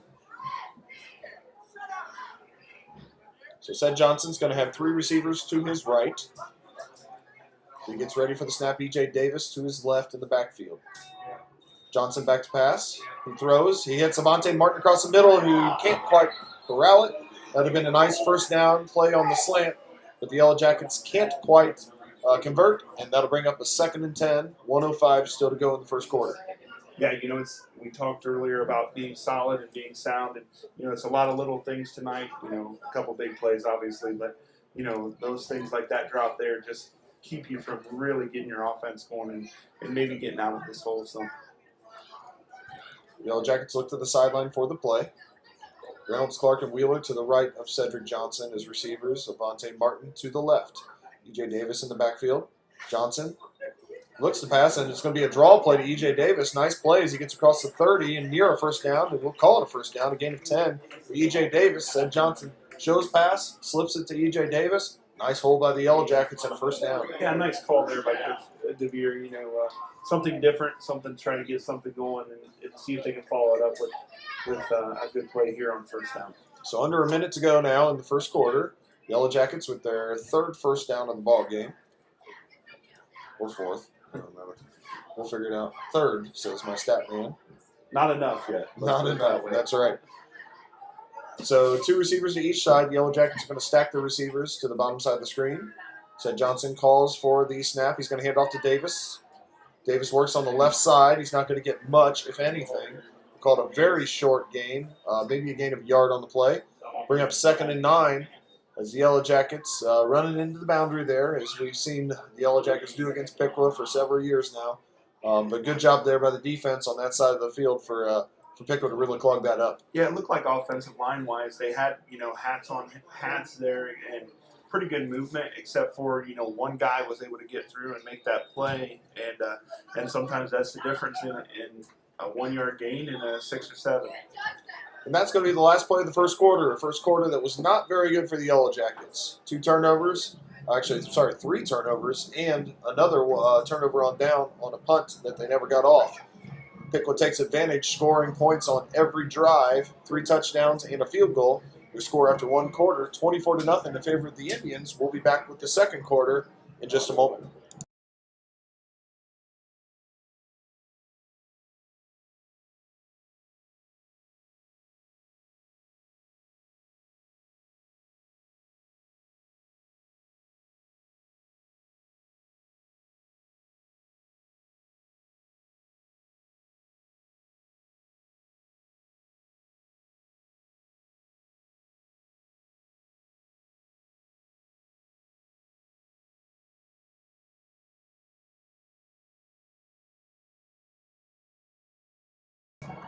Okay, some stats from the first quarter there. Cedric Johnson, 5 for 9 for 27 yards and an interception.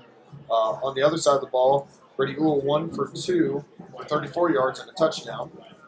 Running the ball, E.J. Davis, 5 attempts for 19 yards. Cedric Johnson, 4 attempts for 4 yards. For Piqua, 2 carries for Coleman for 46 yards, 1 carry for 15 yards, and a touchdown for Tanner Kemp, and 2 carries for 7 yards by quarterback Brady Uhl. No matter how you slice it, Coach, that first quarter belonged to Piqua. Yeah, the most important thing, 24-0 on the scoreboard. Cedric Johnson back to pass. He's going to look for Avante Martin and hit him across the 40. Avante Martin sheds a man, gets up near the 45-yard line. That's going to be a first down.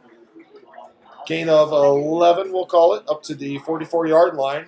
Johnson to Martin, and those are the type of plays. Nothing crazy, but a nice, easy pitch and catch, and the Yellow Jackets move the sticks. We know the defense is capable of making stops, so you just gotta move the ball down the field, get a score, hopefully get a stop, string together a couple scores, and hopefully bring yourself back into this one. Yellow Jackets send out 4 receivers again, 3 to the top side of your screen, 1 to the bottom, and Avante Martin. There's that draw play again as E.J. Davis makes a man miss in the backfield, works across midfield, and the Yellow Jackets are into Piqua territory for the first time. That draw play has been kind of 2 for 2 in terms of its success there as we get a gain of 7 on the play to bring up 2nd and 3. The draw has been a nice play for Sidney here in quite a few years. I know a former offensive coordinator liked to go to that at key points in games as well. A little bit. I think with Isaiah, we ran it about 75 times that year for about 2,000 yards. Yeah. It was really, really good to us. There's no doubt. Cedric Johnson drops back to pass. It's going to be a swing pass to E.J. Davis. He's got a blocker out there. E.J. Davis makes a man miss. He's going to work to the 45-yard line, a gain of 4. They needed 3, so that's another Yellow Jacket first down. And, hey, Coach Ward, we got something going here. Yep. See if the Yellow Jackets can eliminate the mistakes.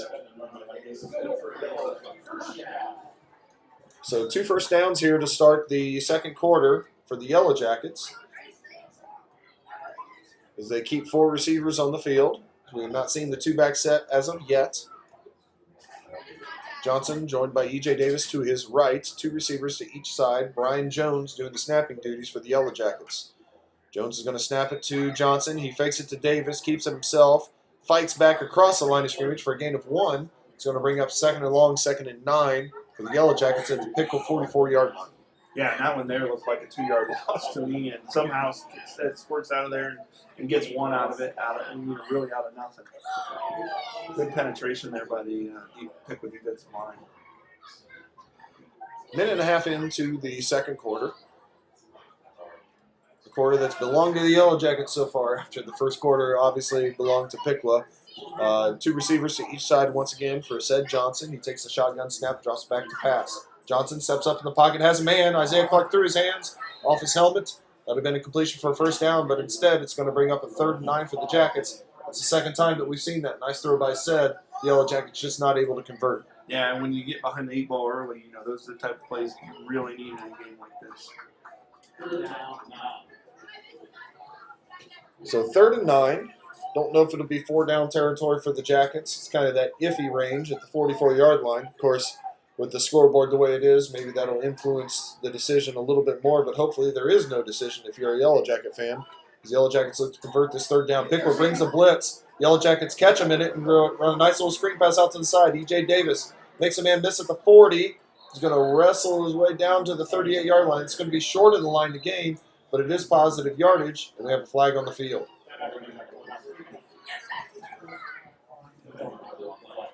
Yeah, we'll have to see what this is. It's hard to tell from initial look here.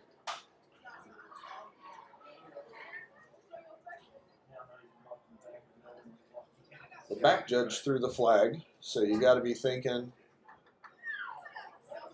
either face mask or block in the back, and it's going to be a block in the back. Block in the back on the Yellow Jackets. Coach Neese is signaling to send him back. Offense number 56. 10 yards into the run. 3rd down. We say when you run a screen pass like that, a little swing pass that's a screen, you want to catch the other team on the blitz. The Yellow Jackets did that, but the mistake downfield brings the ball back to 3rd and long, 3rd and 12. The only good thing is the Jackets get another chance at it on 3rd. I do believe they were going to be short there on the 3rd down conversion on that last play anyways. So another crack at it here. 4 receivers, 2 to each side for Cedric Johnson. Piqua showing their forefront, showing blitz, and they bring it. Running free is number 22, Tate Adams. The pass is intended for E.J. Davis, falls incomplete, and that's going to bring up a punting situation for the Jackets, 4th and 12. Nice blitz call there by Piqua as they squirted through and really forced Set out of the pocket quickly. Yeah, you were hoping the Jackets could see that early and pick it up, but he was able to get through there and really disrupt that. Made Set throw it early and just quite couldn't connect there. Jackets are punting here, which hopefully will change their field position a little bit and get them in a better position. So punter, number 2, Wes Davidson. Catches, punts, it's going to be blocked.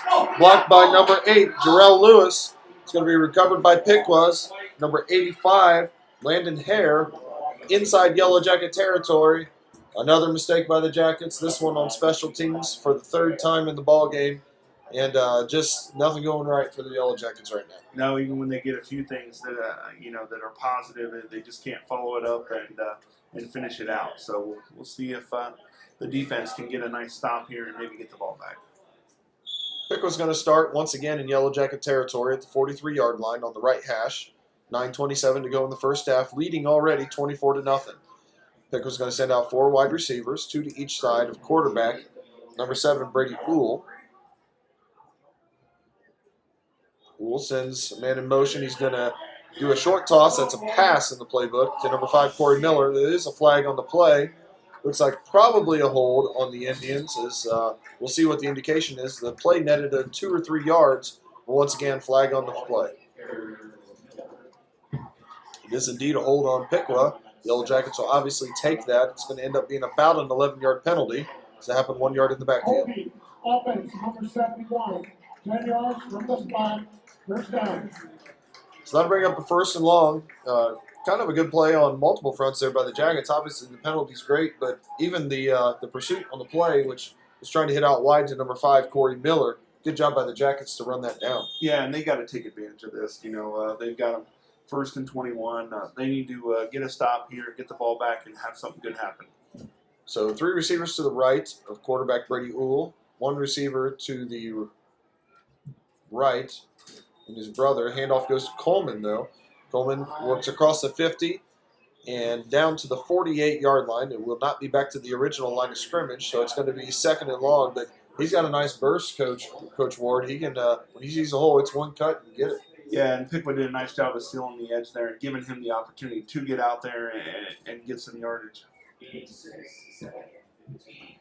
going to be 2 receivers to the top side, Shrub and number 2, Drayshawn Roberts. Also 2 receivers to the bottom side of the screen, Coleman in the backfield with quarterback Brady Uhl. Set in motion, and there are 2 men in motion, which you cannot do that in high school football. Thought maybe we were playing Canadian rules there for a second. Although I don't see a flag on the field. I think there's one up towards the 50 maybe. This official's coming in. I wonder if Coach Neese saw that and tried to get a timeout.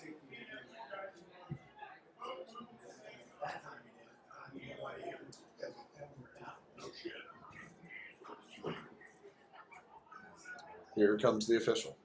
Dead ball, false start, offense. 5 yards, first down. So instead of illegal motion or anything like that, we're going to get a false start, which is going to take it back 5 more. That's going to bring up a second and 20.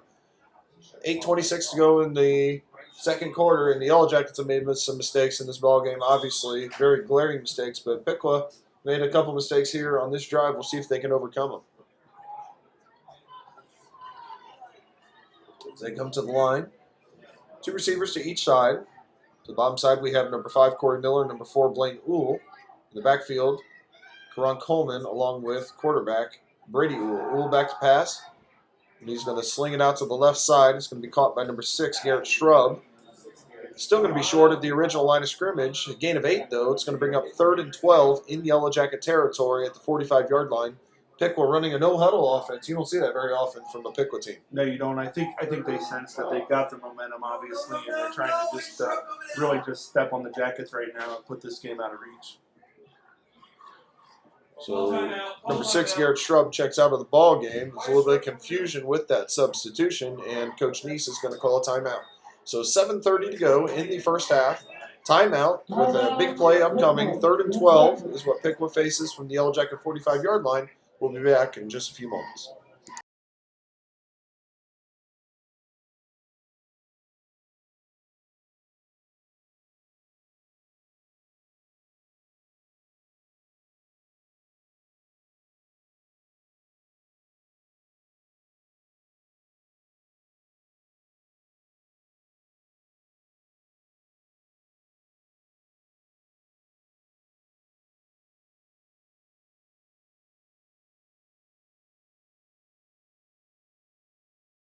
Well, Coach Ward, big play here. What are you expecting from Piqua on this 3rd and long, 3rd and 12? I apologize there. With the way they've had things going, I wouldn't even be as surprised to see them go for something short here and then go for it on 4th down. Wool calls for the snap. He's going to roll out to the right, throw back to the left. He's got his brother running a backside post, but good defense there by number 24, Grant Fair. So you see that sometimes, and actually similar play to what we beat Piqua on a couple years ago. You roll out to one side, and the whole defense shifts, and you got somebody open on the backside. But a good job there by the safety, staying in the middle of the field, and a good job by Grant Fair not giving up on the play. We mentioned it time and time again about Piqua being sound. There, Sidney was sound, stayed home, did their job. Now they're going to get the ball back because of it. So out to punt comes the Piqua Indian special teams. Yellow Jackets bring a late substitution onto the field. So we'll see if they set up a return or a block here. The punt by number 88, Austin Burns, is a good one. Fair catch by the Yellow Jackets at the 13-yard line by Isaiah Clark, and that's where the Jackets will take over. 7:21 to go in the first half. Yellow Jackets once again with the ball deep in their territory at the 13-yard line, but a nice stop there by the defense. Yeah, they had to have that, and now we'll see if the offense can do their part, string together a drive, and really we talked earlier about they just need to string some plays together. At this point, they really need to go down and get some points on the board on this drive. Same personnel grouping for the Yellow Jackets, as we're actually going to call that the 14-yard line. 1st and 10 from the 14-yard line. Cedric Johnson has 2 receivers to each side. Takes a shotgun snap, and he's going to hand it off to Davis. Davis with a nice cutback. Makes a man miss. Works to the outside. Across the 16, 17, 18-yard line. We'll call it the 19-yard line. That's a gain of 5. Boy, it looked like it had a chance there to pop there for EJ. Really good original cut, but good pursuit by Piqua. Yeah, every time it looks like Sidney's got, a bigger play going to happen, Piqua just does a nice job of pursuing and getting there and making a sound tackle. Under 7 minutes to go in the first half. E.J. Davis to the left of Cedric Johnson. We're going to have a flag on the play, a sideline warning, it looks like, on Piqua. Sideline warning against Piqua. Yellow Jacket crowd likes that. Yeah, So, at this point, they'll take any kind of good news that they can get. 2nd and 5 from the 19. Yellow Jackets show trips to the right of Cedric Johnson. Johnson calls for the snap. He's going to drop back to pass. He's got a man, Isaiah Clark. Ball's going to be incomplete, though, says the official. Clark ends up with it, but not before it hits the turf. And that's going to be 3rd and 5. It would have been a minimal gain anyway, so it would have brought up a 3rd down no matter what. But just another case where the Jackets, just can't quite connect for one reason or another. And that's going to bring up this crucial 3rd and 5, especially for field position's sake. Yes, absolutely. They need to convert this whichever way they choose. Scores from other games. Just saw Tippecanoe and Xenia tied at 7. Cedric Johnson going to have trips to the right. E.J. Davis to his left. Johnson comes up to the line and is trying to make a change, but didn't make that change in time, and instead we're going to get a delay game. And that makes it tough. Now we're looking at 3rd and 10, and definitely limits the playbook in terms of what you can do here. And Piqua has, not been shy to bring pressure in these situations, and not just bring pressure, but they've been very effective with that pressure. Yeah, they don't bring pressure just to do it. They're going to try to get there every time when they do. So we'll see if the Indians choose to blitz here. Johnson calls for the snap. They do blitz. Schmeezing gets loose, forces Cedric Johnson into the hands of number 8, Jarrell Lewis. Yellow Jackets once again don't pick up the blitz. Cedric Johnson really with no chance there, Coach. Did a nice job just to hold on to the ball. Yeah, anytime a guy comes free like that, the quarterback's job is just to get hold on to the ball, make sure there's not a turnover, and live to fight another day. So we're creeping toward 6 minutes to go in the first half. Yellow Jackets going to punt from their own end zone, which always makes you nervous. It's going to be a snap by number 38, Miles Vordermark. Wes Davidson back to punt. Good snap. Davidson gets the punt off, and it's a beauty. Beautiful punt by Davidson. It's going to be caught by Shrub at the 46-yard line. He works to the left side, gets a nice block up the sideline. He's going to be run out of bounds finally inside the 30 to the 26-yard line. Run out of bounds by number 35, Kurt Spangler. Good punt by the Yellow Jackets, but sometimes when you get that good punt, it's tough to cover it, and Piqua really did a nice job of catching the ball first and then getting some nice return yardage. Yeah, he kind of out-kicked his coverage there, and Yellow Jackets didn't have a real good line set up there to corral him in, and they were able to get a good, nice return out of it. So Piqua comes out, 2 receivers to each side. Yellow Jackets can send out Brennan Barnes on the defensive line, joined by Jackson Pettit and Michael Frank. Brady Uhl calls for the snap. He's going to look to the right, looking deep. Now he's going to check down to number 30, which is Keegan Patton. Patton fighting hard amongst a host of Yellow Jacket tacklers. Gets inside the 15. That's going to be a first down. They wanted to take a shot there, Coach, but a nice job by the sophomore quarterback seeing that it wasn't there and checking down for a really positive gain. Yeah, he just took what the defense gave him. That they would have loved to have the big play over the top, but he took what he had, and still a nice gain out of it. So Patton, who just received that pass, is going to become a receiver to the left now. In the backfield with Brady Uhl is number 23, Bryson Roberts. One of 3 running backs we've seen so far in the ballgame for Piqua. The handoff is going to go to Roberts. He makes a cut up the middle, inside the 5, and he runs into the end zone for a touchdown.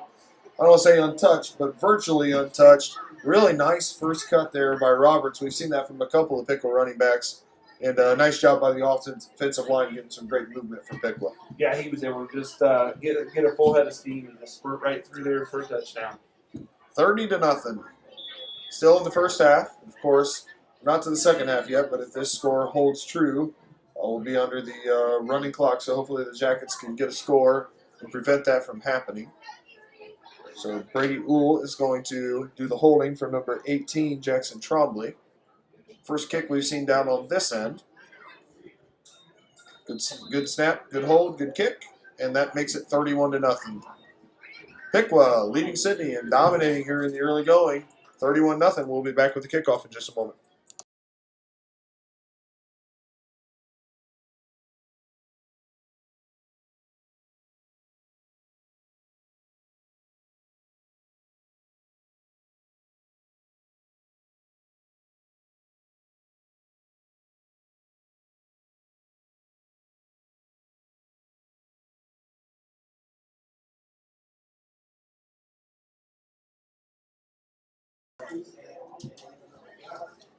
Well, Coach, that's a good football team over there in white. Yeah, we knew they were pretty good coming in, but they've been everything and more as advertised, and it's been tough sledding for the Jackets. Key mistakes there early kind of give them the momentum, and they've just been able to keep it rolling from there. And that's got to be the mentality now. Down 31-0 is, yeah, they're good, but you got to start focusing on yourself and start doing some positive things and string those positive things together. Yeah, get yourself feeling good for next week. This kickoff's going to go into the end zone, which is an automatic touchback in high school football. Most of the time. Yeah, most of the time. It wasn't last week, No, was it? we did go back and look at that. He was definitely clearly in the end zone. Yeah, he was. That's okay. Everybody makes mistakes. Absolutely. I just don't like it when those mistakes cost the Yellow Jackets yards. Absolutely. 1st and 10, the Yellow Jackets going to take over. We'll see where they place the ball, probably in the middle of the field at the 20-yard line. Once again, the offensive line of Brian Jones at center at the guard spots. Now we have Keenan Johnson in the ball game, along with Evan Kennedy. And then at the tackle spots, you have senior Isaiah Huggins and junior, Jaden Swiger. E.J. Davis still in the ballgame with Sed Johnson in the backfield. 2 receivers to each side. Johnson fakes it to Davis, throws it out to Avante Martin. Martin bobbles it, but then catches it. It's going to be a gain of 3 yards to the 23-yard line. Bring up a 2nd and 7. And even those simple plays seem tough sometimes. Yeah, even when the Jackets get a decent play, it just seems like it's very tough for them tonight. And that's what Piqua was so good at doing, is making everything that you do more difficult and really getting you out of your normal game. E.J. Davis lines up into the boundary to the left side of Cedric Johnson. Johnson calls for the snap, drops back to pass, swings it to E.J. Davis into the boundary. Davis going to be tackled by number 1, Tanner Kemp. Good job by Kemp to square up Davis, but Davis pushes forward. Yards after contact there, gets a couple, and that's going to bring up 3rd and 4, after a 3-yard gain. E.J. Davis is going to check out as Devin Taborn steps in, at least for a play. We have approached the 4-minute mark of the first half. Two receivers to each side for Cedric Johnson. He's got Devin Taborn now to his right. Johnson drops back to pass. Looking. Squirts out to the right side of the pocket. Now he's going to tuck it and run. Johnson does not get a first down as he's going to be taken down hard by number 25, Coleman. He's doing it on both sides of the ball. A gain of 2, that's going to bring up 4th and 2, and the Yellow Jackets are sending out the punt team. Yeah, and we talked before about how Sed is really good at having that wiggle to him, that he doesn't take those hard hits. That's probably one of the more square hard hits that Sed's taken this year. So once again, Wes Davidson on the punt. Had a beauty last time, but the Yellow Jackets couldn't quite cover it. This snap's a little bit high. Good job by Davidson to bring it down. The kick's going to hit right about the 44-yard line. It's going to be picked up by Shrub. Shrub working his way to the right side. He's going to be run out of bounds by Kurt Spangler. He's taken down. Wondered if we were going to get a horse collar call there. It does not look like we do. Piqua's going to start in their own territory, but barely at the 49-yard line. 3:08 to go in the first half. 31-0 is their lead.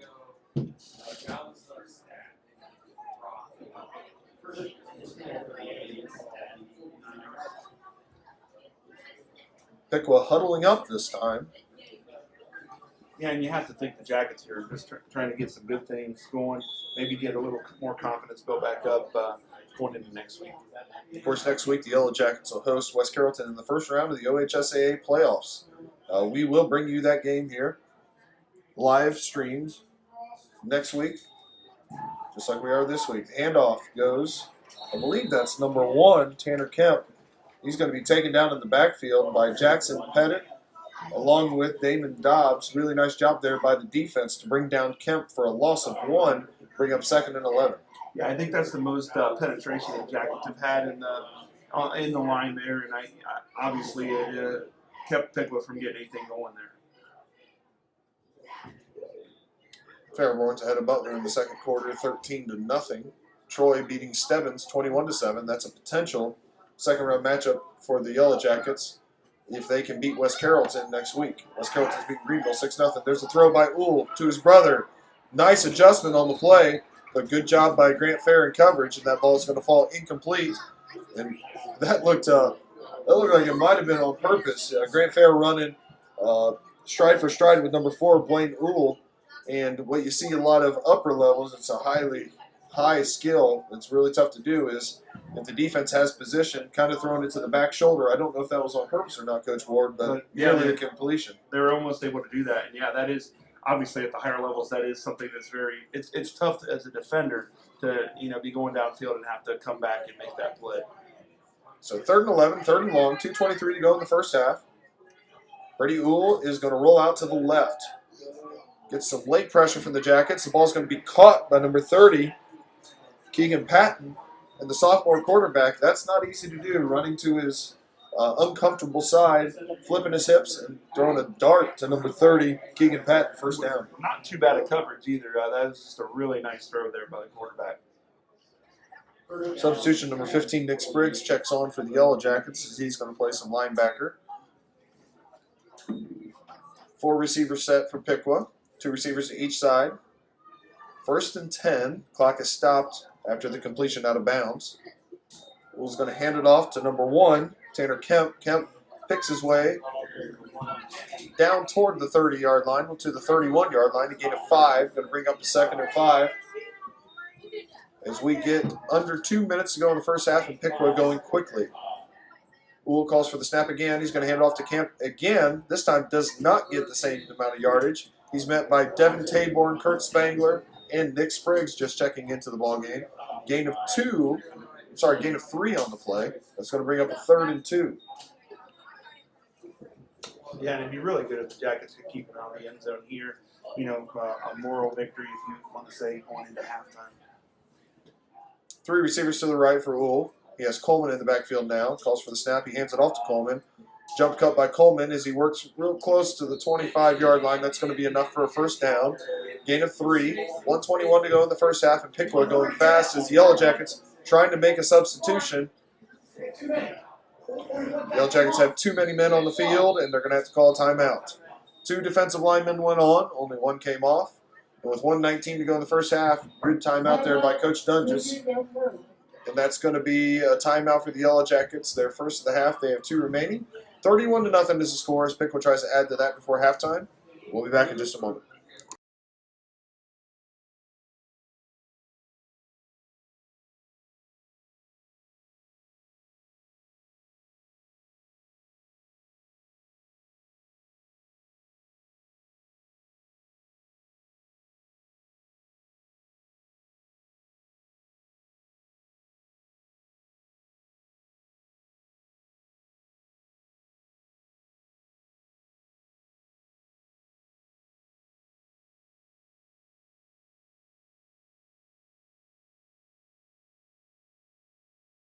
Okay, back here at 30-0 Fields in Memorial Stadium.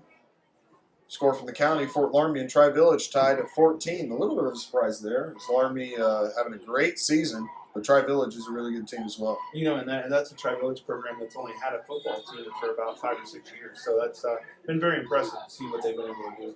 Brady Ewell drops back to pass on 1st and 10. Steps up in the pocket. He's going to be flushed out of bounds by Devin Taborn, who runs into his own man, but runs Brady Ewell out of bounds. But nonetheless, nothing there. Positive yardage. I think that this sophomore quarterback not just has the physical tools, but showing that he has the mental tools as well. Yeah, he's going to be a problem for the NBL for the next couple of years. That's pretty obvious. Ewell coming out with 2 receivers to each side. 2nd and 6 with 1:12 to go in the first half. Ewell back to pass. Looking for Shrub, and he throws it into a window. Nice pitch and catch there from Ewell to Shrub. There is a flag down at the line of scrimmage. Boy, that was an impressive play right there. On time, in a tight window. Good throw, good catch. He's been very impressive tonight, and that makes it really tough on this Yellow Jacket defense. But Piqua is moving back. Looks like maybe an ineligible man downfield. Ineligible receiver downfield. Offense number 5. 5 yards, previous spot, 2nd down. Usually you see that call with linemen, but when you see it with the receiver, that means that there was an alignment problem and somebody covered up somebody they weren't supposed to. Yeah. 1:05 to go in the first half. That'll bring up a 2nd and 11 from the 26-yard line. 3 receivers to the right this time. Ron Coleman, the senior running back, joining Ewell in the backfield. It's going to be a swing pass out. It's going to be dropped by number 5, Corey Miller. As sharp as Ewell's been, that one was a little bit low. Not his best throw of the ball game. Bring up a 3rd and 11 for Piqua.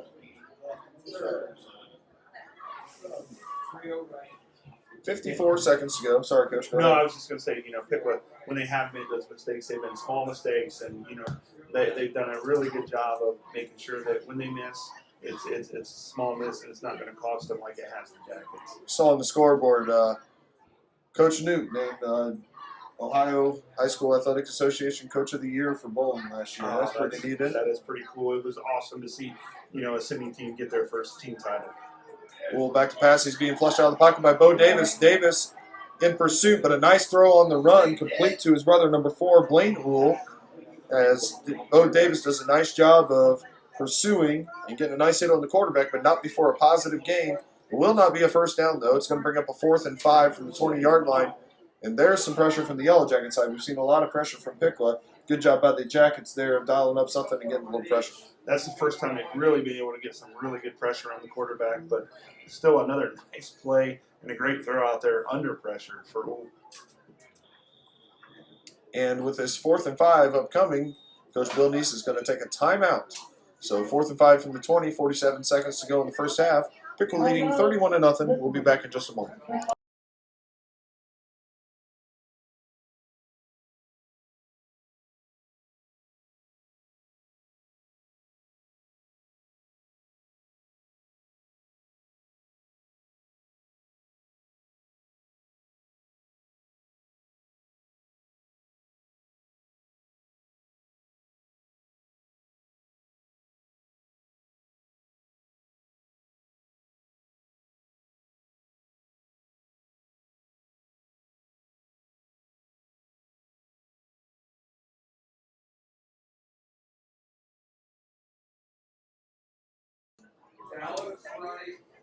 Okay, here we go. obviously the whole playbook open, but with the way that Piqua's kind of attacked this, and I'm sure running out of passing opportunities, if the score stays the same, they probably won't pass it too much in the second half. But you got to think they're going to probably put the ball in the hands of their sophomore quarterback who's made a lot of plays with his feet and his arm and see what happens. And try to get one more strike here. So we've got too many men on the field, as there was a wing in the play, and 4 receivers and a running back. That's too many skill guys. 5-yard penalty, that's going to break up a 4th and 10, and maybe that changes things a little bit from your play calling perspective, Coach Ward. Yeah, I think you maybe change a little bit what you're doing here. Maybe they try to go to the backside post or something like that. So we'll have to see. Makes it a little tougher for the quarterback to scramble and get it, although we've seen it happen before. 2 receivers to the left, wing back to the right. Piqua tries a hard count. Jackets almost jump, but don't quite. Now they flex into the motion. The tight end, here's a throw by Uhl. He has a man in the end zone, caught by number 6, Garrett Shrub. 4th and 10 from the 25. Uhl rolls out to the left, throws back across his body to a streaking Garrett Shrub for a 25-yard touchdown, and that's just impressive. Yeah, hit him right in stride. Not a whole lot the Jackets could do about that one. That's just a great play on both ends there from Piqua.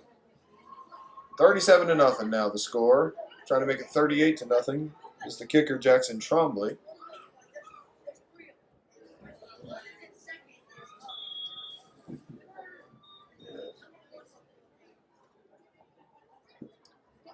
Here comes the snap.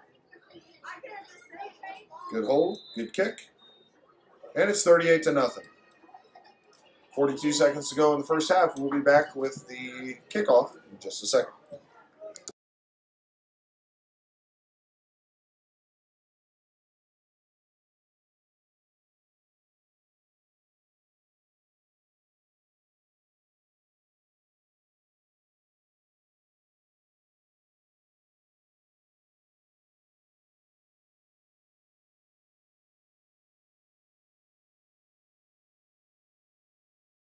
Well, Coach, there's no way to cut it except for not a good half of football for the Yellow Jackets. If there's a little silver lining, it feels like, at least in the second quarter, the Yellow Jackets have competed a little bit better and eliminated some of the huge mistakes, knock on wood. But still, nonetheless, Piqua really dominating every facet of the ballgame. Yeah, you feel like they made them earn it a little bit more there in the second quarter. It seems like we kind of gifted them there. A few early scores. Not that they didn't take advantage of it. I mean, some great plays by Piqua, but settled down a little bit and making them earn everything they're getting now. Kickoff by Trombley from the 40-yard line. It's a little bit lower than normal. It's going to be returned at the 5-yard line. Ball's on the ground. It's going to be picked up by number 7, Donovan Johnson, and he's going to work up near the 20. So Yellow Jackets can't pick it up cleanly. They're going to take over on their own 20-yard line with 35 seconds left. Probably just looking to get to halftime at this point, Coach. Yeah, I think at this point, you just get there, get in there and regroup a little bit, and hopefully come out a little bit better in the second half. Of course, only a 10-minute halftime, but we'll let you see the band play, and hopefully you can hear them okay. We'll put our mics out there. You're going to watch a halftime show that's been really, really good this year from Chris Adams, Todd Bridges, and the band. Yeah, they've done a great job, especially with some of the limitations with everything going on this year. The band has just done a tremendous job at the home games that we've been able to have here at Sidney Memorial Stadium. So Johnson calls for the snap. He's going to hand it off to Davis. Davis works across the 20. Short gain on the play. Call it a gain of 2, maybe 1. It looks like where they're spotting him. That might be the last play of the first half. We'll see what happens if the Yellow Jackets choose to snap it again. Of course, the Yellow Jackets got the ball to start the game, so they will be kicking off to start the second half. And it looks like that's going to be the end of the first half. So 24-0 after one quarter. Piqua led. They won the second quarter as well, 14-0. Halftime score, 38-0 in favor of the Piqua Indians. We'll pause for just a moment. When the band takes the field, we'll turn our mics back on so you can hear and watch that. And then we'll be back to recap the first half with some stats. Look forward to the second half. Hopefully a better half for the Yellow Jackets as they trail 38-0.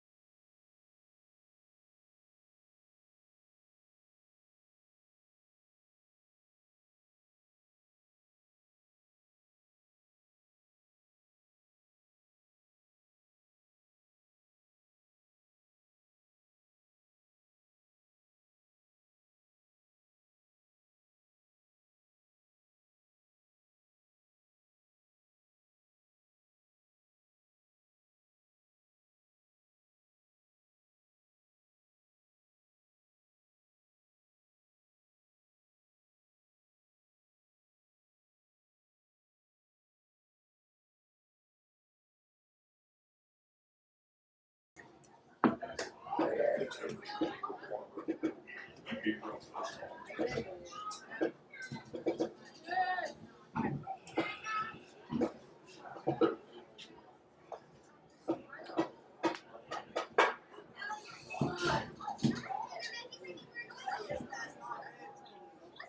when's the moving day, Greg? The show is 2 weeks, 2 weekends from now. Oh, okay. So they gotta get it. After that, Nice. putting in my entertainment center. Pretty excited. Watch me on the other days. Ladies and gentlemen, introducing the pride of Sidney, Sidney High School Marching Band. And under the direction of Mr. Chris Adams, Mr. Tyler, this is Mr. Jerry Price Keller. The band is led out to the field by field command, Savannah Casper and Elizabeth Charlotte. The pride of Sidney would also again like to thank Wilson Health for the donation of the Main Street Parade for breast cancer awareness month. Tonight, the Pride of Sidney pays tribute to movie megahits. We are proud to present the timeless music from the Wizard of Oz.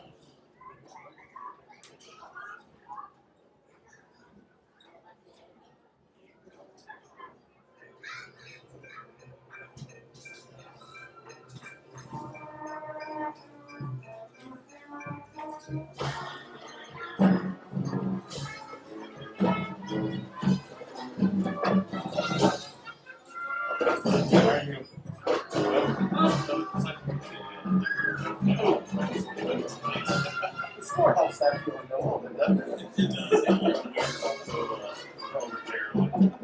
Yeah.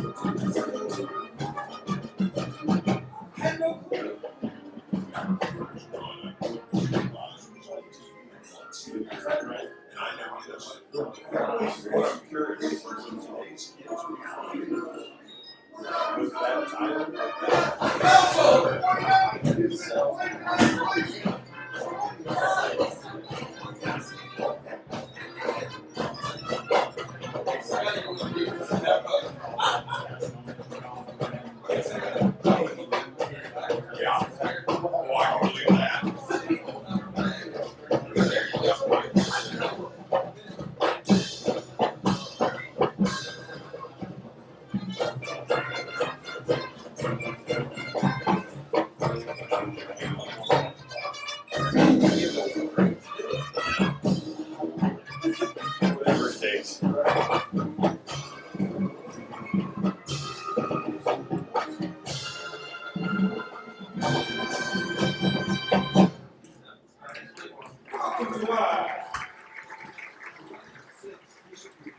Now we're changing the face of the iconic classic, the James Bond movie, The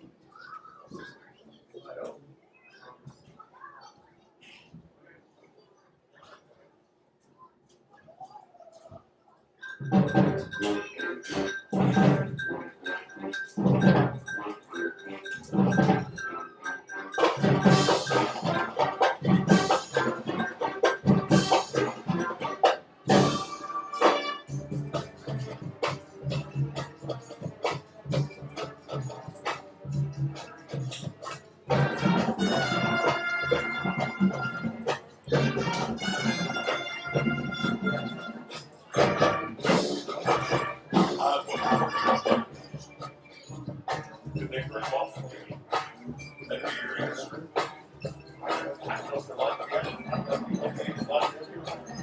Oh, We're supposed to be. It says they're supposed to be side by side. We got 2 seats. Thank you, Danny. Yes, How are you, bud? Oh, okay. You all right? Yep.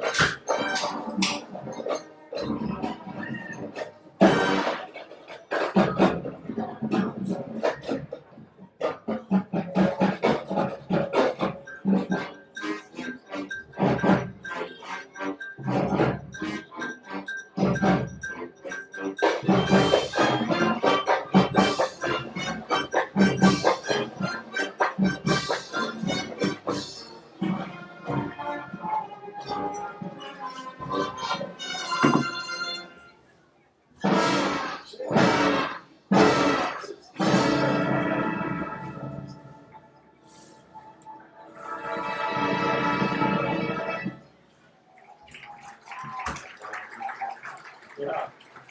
Brian, Sidney, you closest tonight's show with everything is awesome from the Lego movie.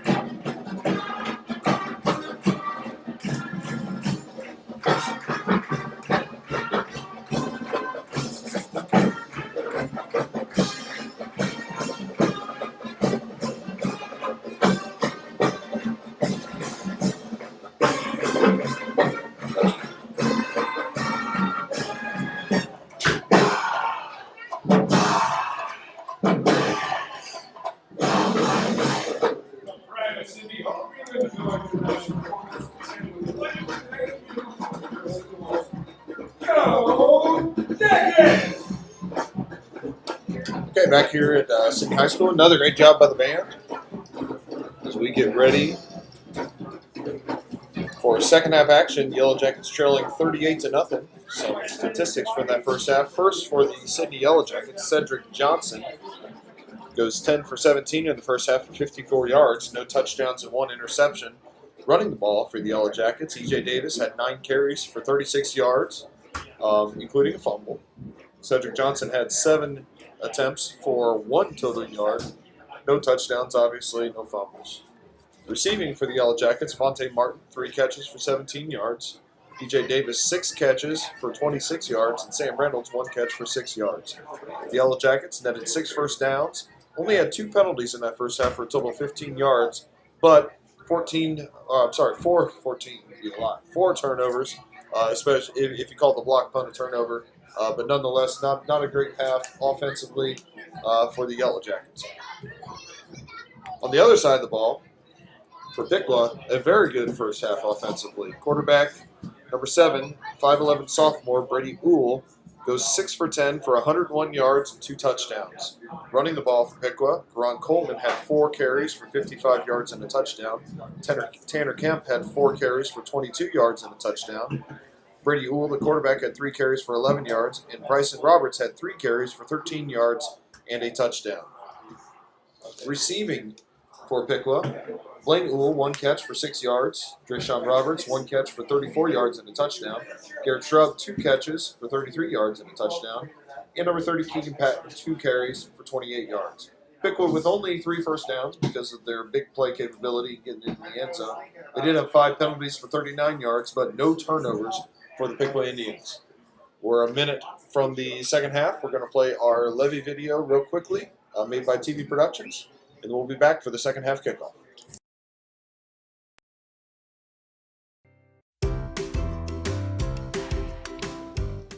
On Tuesday, November 3rd, Sidney City Schools will be asking voters to pass, for 10 years, a $7.3 million emergency property tax levy to generate $3.5 million necessary to support school operations. This levy will continue to support the day-to-day operations of our schools, such as staffing, utilities, and supplies, and help offset the projected deficit we show in our 5-year forecast. It will help us maintain the excellent programs we currently have and help us keep the focus on academic growth moving forward. It is well known that strong schools are vital to a strong community and vice versa. Please help us make Sidney a stronger and more vibrant community by supporting our schools.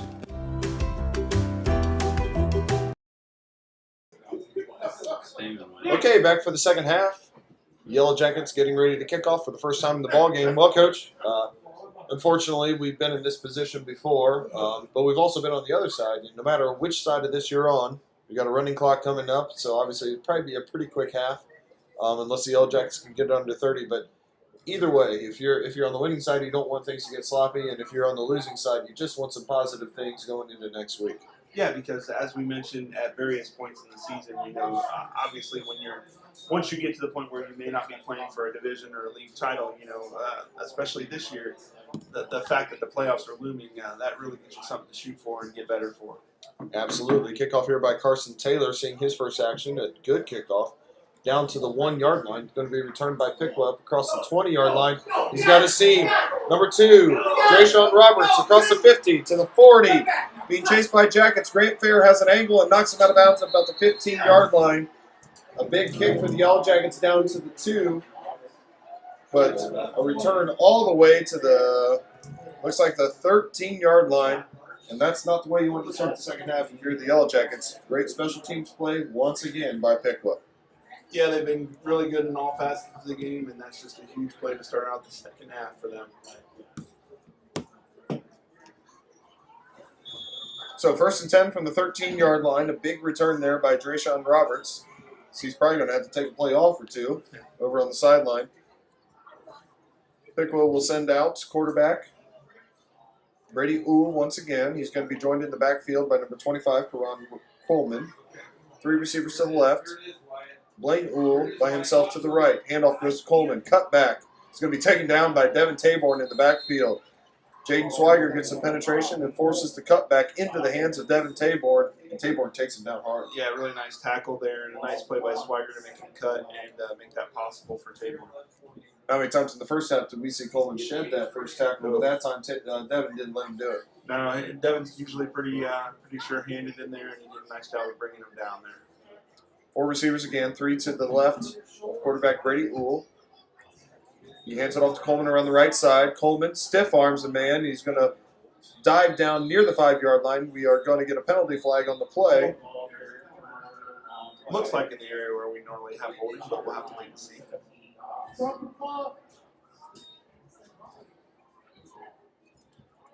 Official yelling to stop the clock, which I didn't think happened on a penalty. Right. Officials have done a nice job of keeping this, of managing the game here this week. So you were right, Coach Ward. In the area of holding, it is indeed a hold. They're going to mark that from the 13-yard line back to the 23. That's going to bring up a 2nd and 20. And the clock is running. How about that? Scoreboard says Fairborn 120, Butler 0. Man, that's a heck of a scoring spree there by Fairborn. I'll tell you what, Miss Hermiller does an unbelievable job of keeping the scores updated here. Another, obviously we got a really nice press box operation going on here at Sidney. There's a pass by, it's going to be complete to Miller, nearly squirts through 2 Jacket defenders, gets down to the 10-yard line and get to 13. That'll bring up 3rd and manageable. As a little bit of an upset, Tri-Village right now ahead of Fort Laramie, 28-22. What do you think of that score? That is a surprise. They, like I said, they've done a nice job of building that program, and I still thought that Fort Laramie would have the advantage there tonight, and there's still plenty of time for that to happen, but nice fight there by the Tri-Village Patriots. How about that? That is correct. Over there in cross-county action. 3rd and 6. Looking for the fade to his brother to the back of the end zone. Good coverage by Donovan Johnson. Ball's going to be out of the back of the end zone. Bring up 4th and 6, and we'll see what Coach Neese does. Ahead by 38 in field goal range, but also 4th and 6. Not a whole lot of downside to going for this here, because even if you don't make it, you're forcing Sidney to drive 90 yards. You're giving them a long field, and we'll see what they go for here. But I wouldn't be surprised to put it in Ull's hand again and give them a shot to add to the lead. Piqua breaks the huddle. Got the tight end Jarrell Lewis to the left as a wing back. The handoff's going to go to Lewis as he works around the right side. He's going to be taken down by Cam Bordermark. Cam, much smaller than Lewis, we'll put it that way. Good job of going low and getting the man down. Good job by Cam Bordermark. Nice stop there by the defense after the, not good field position off the opening kickoff. Yeah, and they need something good to happen there, and hopefully they can just string together a couple plays here and start feeling good about themselves again. So 8:45 to go in the 3rd quarter. The clock is stopped momentarily on the possession change. It will start running here in just a minute and keep running as the lead is over 30 in the 2nd half per OHSAA rules. And the clock has started. Cedric Johnson, 2 receivers to each side, calls for the snap. The run option, ball's on the ground. Johnson jumps back on it. It'll be a no gain or a loss of 1 on the play. Yellow Jackets avoid a little bit of a disaster there, Coach Ward. Yeah, you don't want to start that offensively. Start out the same way you kind of started off the first half. So.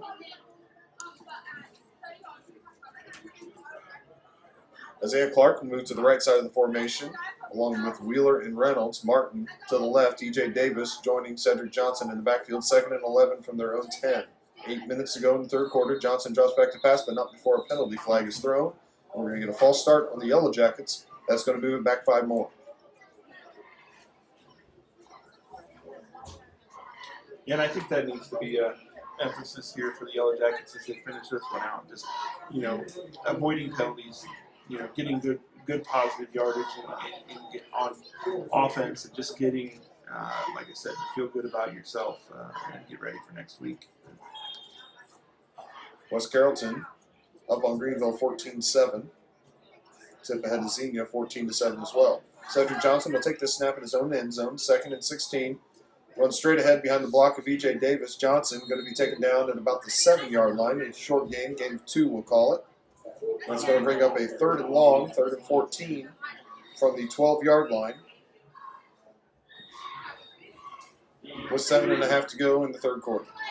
And you got to be careful here that you don't have a turnover and don't give the ball back to Piqua and give them a short field again.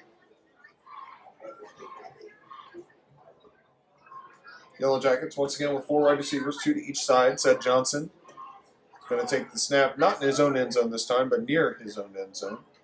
From Brian Jones, good snap. Johnson back to pass, steps up in the pocket. He's going to be taken down. Good job by Piqua, forcing Said to step up, and then they had a man there, and that man was Jarrell Lewis, who was just taken down on a 4th down carry on offense, but he forces a 4th down here on defense. Yeah, they just did a nice job of getting pressure all night, and that's been a really tough ask of Cedric Johnson out there with that good pass rush of Piqua. So Davidson will punt from his own end zone for the 2nd time in the ball game. Last time he punted from his own end zone, a good punt, but an even better return by Piqua. That snap is high. Davidson does a nice job to corral it. He gets it off. Ball will bounce at about the 30-yard line, and it's going to be down by the Jackets at the 31, down by Conley New and Kurt Spangler. So 6:16 to go in the 3rd quarter. It's 38-0 as the Piqua offense trots back on the field. We'll be back for their possession in just a second.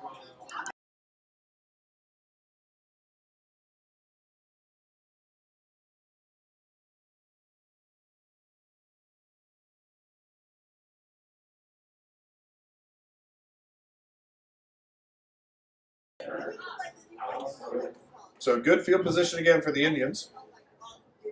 1st and 10 from the Jacket 31-yard line. They'll start on the right hash. They do have a wing in the game, although it is not Jarrell Lewis. This time it is number 88, Austin Burns, as they start to make some substitutions. In the backfield, number 23, Bryson Roberts. He gets the handoff around the left side. Roberts darts through the line. You get a couple taken down by Jackson Pettit, along with Devin Taborn. Yeah, you feel like Piqua has to start taking that into account, make sure that they're healthy. I know it looks like they're going to have I think they have a bye next week, correct? Yeah, that is correct. Yep, number 3 seed, they'll have a bye. Yeah, but you still don't want anybody hurt in a game like this, and just make sure your best guys are ready to go for the playoffs. 5:40 and counting. Handoff goes to Roberts again around the right side this time. There's going to be another flag on the play.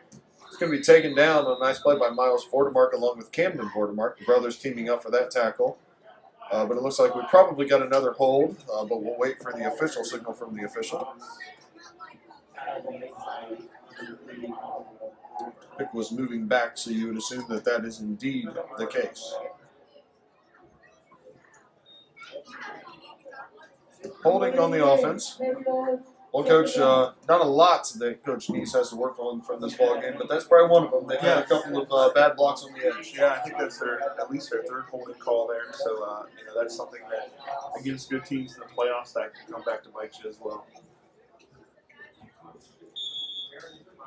Well, there's not a whole lot of good news tonight, except for the fact that this 3rd quarter is going a lot faster than the last 3rd quarter. Absolutely. Podcast together. By this time, I think at this point in the 3rd quarter, we had about 10 possessions. So that was quite the 3rd quarter last week. Handoff goes to number 1, Kemp. He darts through the line inside the 30, down to the 25-yard line. He'll be drugged down by number 38, Miles Vordemark, not before gaining 8 or 9 yards. We'll call it 9 yards. Bring up a 3rd and 4. So you go from 3rd and long to 3rd and, from 2nd and long to 3rd and pretty manageable for the Indians.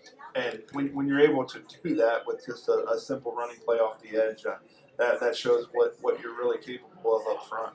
Under 4 minutes to go in the 3rd quarter. Snap. Goes to Uhl. He hands it off to Kemp. Sheds a tackler. He's going to be eventually taken down by Taborn and Conley New, but not before a 1st down. Yellow Jackets had him in the backfield there, or at least short of the line to gain. But once again, another Piqua running back sheds the defender and ends up getting a 1st down. And even on a play like that, when you start looking at the lines, maybe Piqua didn't push them 2 yards downfield, but they had hats on everybody and they gave that back time to get up to full speed and then burst through there, and just makes it tough on that defense. Pretty much the same formation here in the 3rd quarter. Wing back to the left, 2 receivers to the left. Handoff's going to go to Kemp. Kemp's going to get inside the 15, cut back inside the 10, down to the 6-yard line.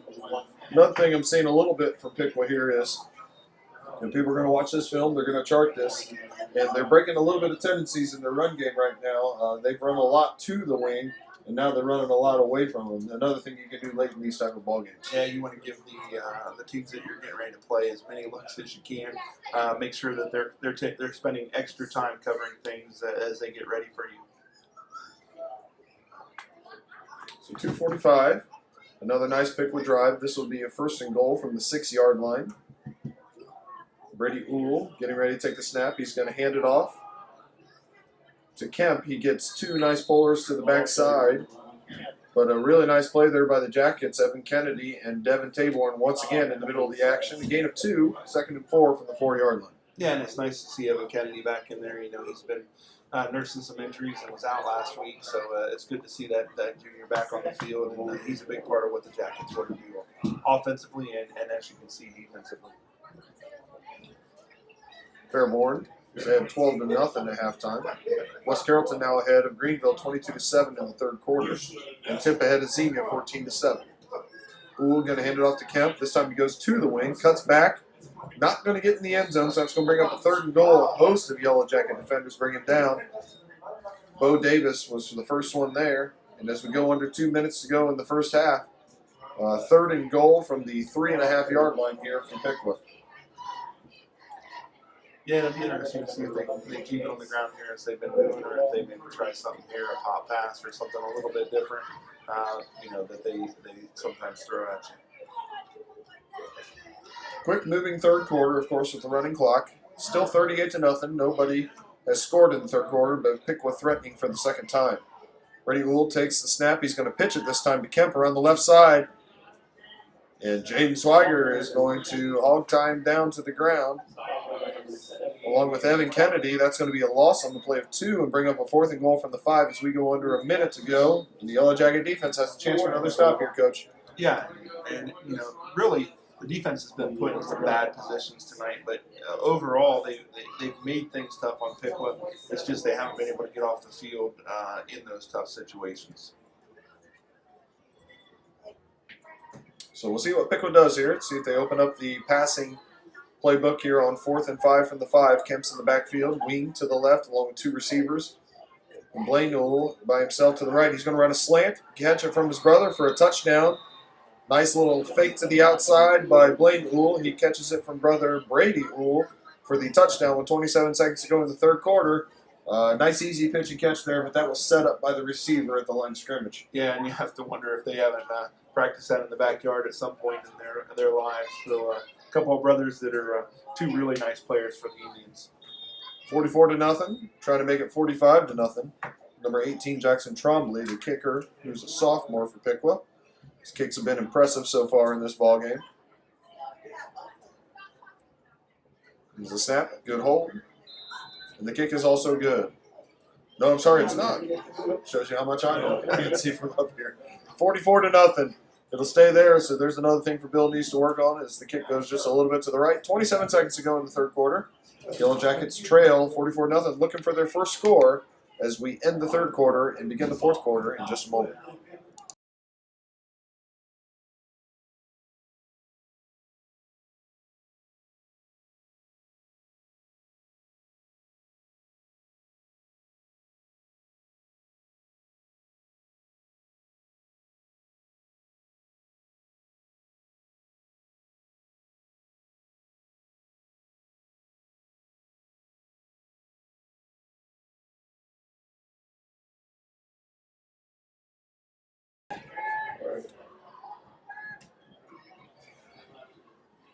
All right, here comes the kickoff from Trombley for the Indians. Troy leading Stebbins in the 3rd quarter, 21-14 in a pretty tight battle. Kickoff is another good one. This one is going to travel into the end zone for a touchback as Wheeler is not allowed to return that per OHSAA rules. Although he made some really nice moves. He did. And a losing to Coldwater 34-0. At halftime, Tri-Village 34, Fort Laramie 29. That's like a basketball score. Yeah. Although they probably don't score that many in basketball, do they? I'm not sure about that. I believe I saw New Bremen was beating Versailles pretty handily too. I forget the score, but that'd be a little bit of a surprise there. A little bit, yeah. Versailles has really scored a lot of points this year, but they haven't been able to score many tonight, it looks like. So you see if the Yellow Jackets get a snap off here with the clock running. And they do. Handoff's going to go to E.J. Davis, and he'll be stopped in the backfield. Going to be a loss of 1 or no gain. And that's going to end the third quarter. 44-0. Piqua ahead of Sidney. We'll be back to wrap things up here in the fourth quarter in just a moment.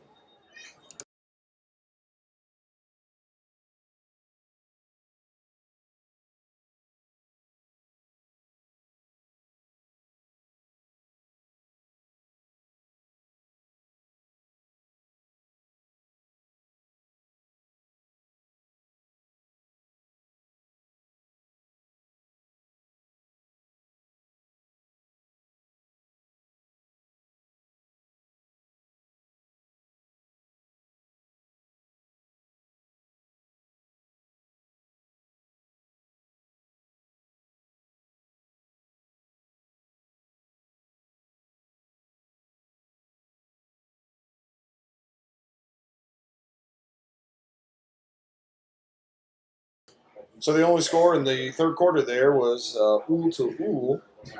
touchdown pass on 4th and goal. But Coach, in between quarter change there, we were talking, and you brought up a good point. At the beginning of the game, you said this game's going to be one up front, and it has been one up front in many respects. Yeah, I mean, obviously the early penalties or the early turnovers and things were a huge contributing factor early, but even since this game settled down, Pick was really strong up front on both sides of the ball, and in my mind, that's really been the difference in the game from that point forward. The clock is running.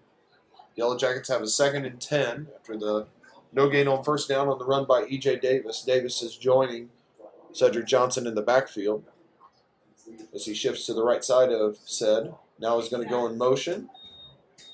Johnson fakes the swing pass to E.J. Davis and instead passes to Sam Reynolds. There's positive yards. The Yellow Jackets just haven't been able to get to those counters, but that's a nice counter to some things that were successful for the Jackets in the first half with the swing passes and then hit the screen underneath.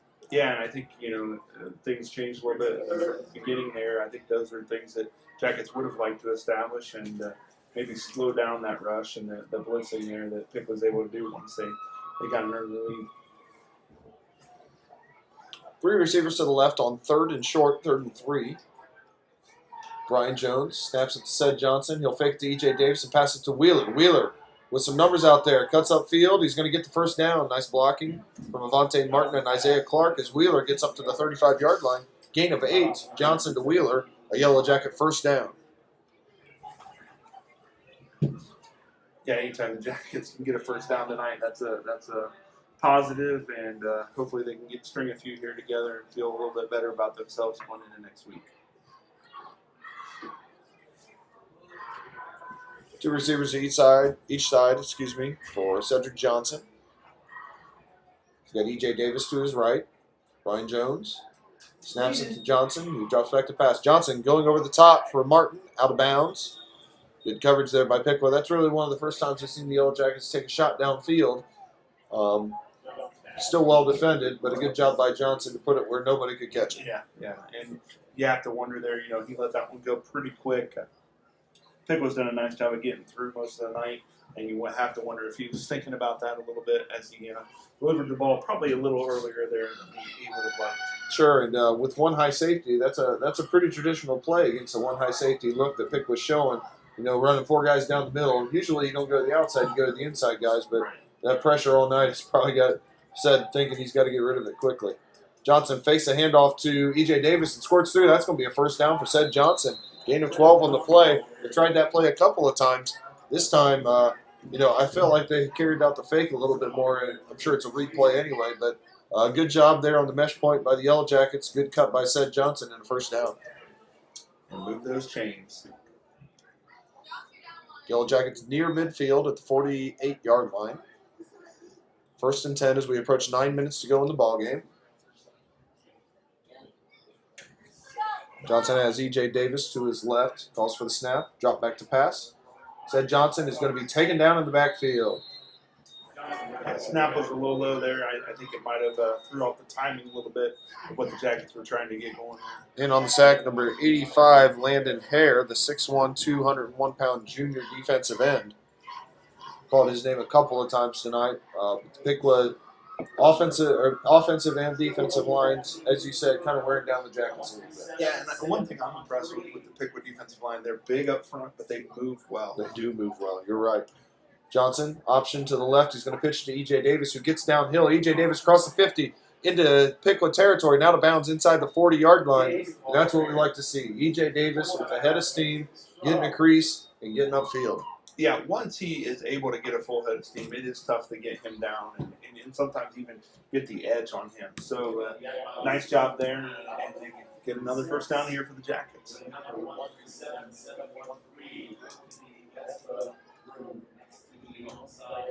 Under 8 minutes to go in the ball game. Yellow Jackets looking for their first score as they are threatening, maybe for the second or third time, in Piqua territory, but have never really threatened the red zone or the end zone yet. This is about as deep as we've been.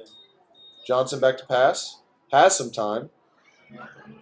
Gets out of the pocket to the left side. Throws it up a little bit for grabs. Ball is hit by a couple of Piqua defenders and ends up falling harmlessly to the ground. Pass was intended for Jacob Wheeler, but falls incomplete. Now to bring up 2nd and 10.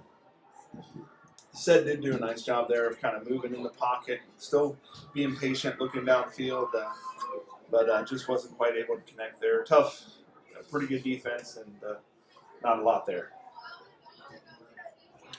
So even with the incomplete pass, the clock is running, as it ends up being about a minute in between plays by the time that those are done with the incomplete passes. So 7 minutes is about where we'll snap this 2nd and 10. Johnson's going to hand it off to E.J. Davis, but the play's going to be blown dead. We're going to get a full start on the Jackets. Yeah, it looked like the Jackets might have had a decent play going there. Penalties have been a problem for the Jackets at times this year. I mean, obviously you don't like that one there, but hasn't been much of a problem for the Jackets tonight. It was really the early turnovers. Right, exactly. You can't, against a team this good and with quarterback and line play and really just all across the board, you can't make those mistakes early in any kind of game like this.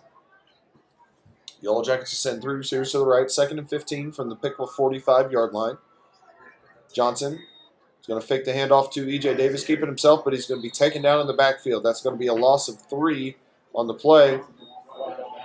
Number 8, Jarrell Lewis, with another play in the backfield. Willis called his name on offense with some really nice blocks. He even carried it once. But defensively, he's really been a disruptor. Yeah, and he's a guy I had started before the game. He knew coming in he was going to be a big key factor. And they did a great job there of meeting right at the mesh point.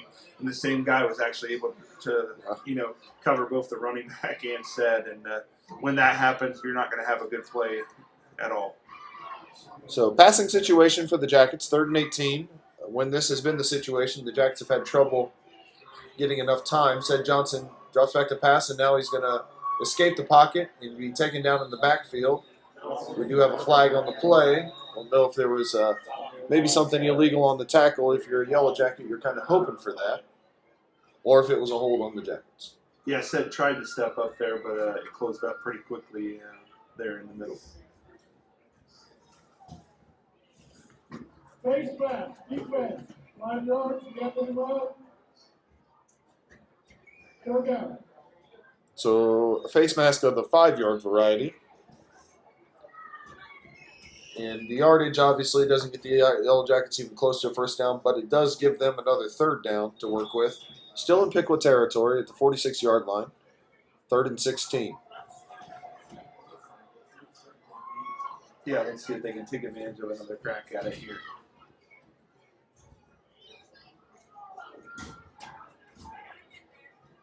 Yellow Jackets have possessed the ball pretty much the entire fourth quarter. Johnson back to pass. He'll let it fly for Avante Martin to open down the left side. Martin comes down with it. Was it inbounds? No, says the official. Avante Martin was able to come down with it, but wasn't able to get a foot down. That's out of bounds, and that'll bring up a 4th and 16, and that's about as close to a big play as the Jackets have been. Yeah, it kind of describes, that play right there is kind of a microcosm of the drives they have gotten going. They get something going, they're almost there, but they just can't finish it off. Well, looking forward, next week you play against the West Carrollton team that obviously you can beat. Watching that, we know that they can lose as well based on the athletes that West Carrollton has, but it's going to be important for the Yellow Jackets to learn from this, but turn the page really quickly. Yeah, you can't let this one. It's a bad snap. Davidson tries to punt it, but the ball's going to be down by Piqua inside Sidney Yellow Jacket territory at the 28-yard line. And another special teams mistake by the Yellow Jackets. And it's just been a rough night in all three phases. But special teams have certainly been a glaring, negative for the Jackets tonight. Yeah, the Jackets had some trouble with it there at Devins, but definitely tonight's been there across the board. They're the biggest struggles they've had in the special teams game. And to finish our thoughts there on moving on to next week, the Jackets can't let this one game against a really good Piqua team, carry over to next week. They got to just shake it off and get ready to go. Probably some substitutions on the Piqua side as they get organized. Coach Neese calls a timeout. We'll come back for the last 3 minutes and 41 seconds. Piqua leading 44-0.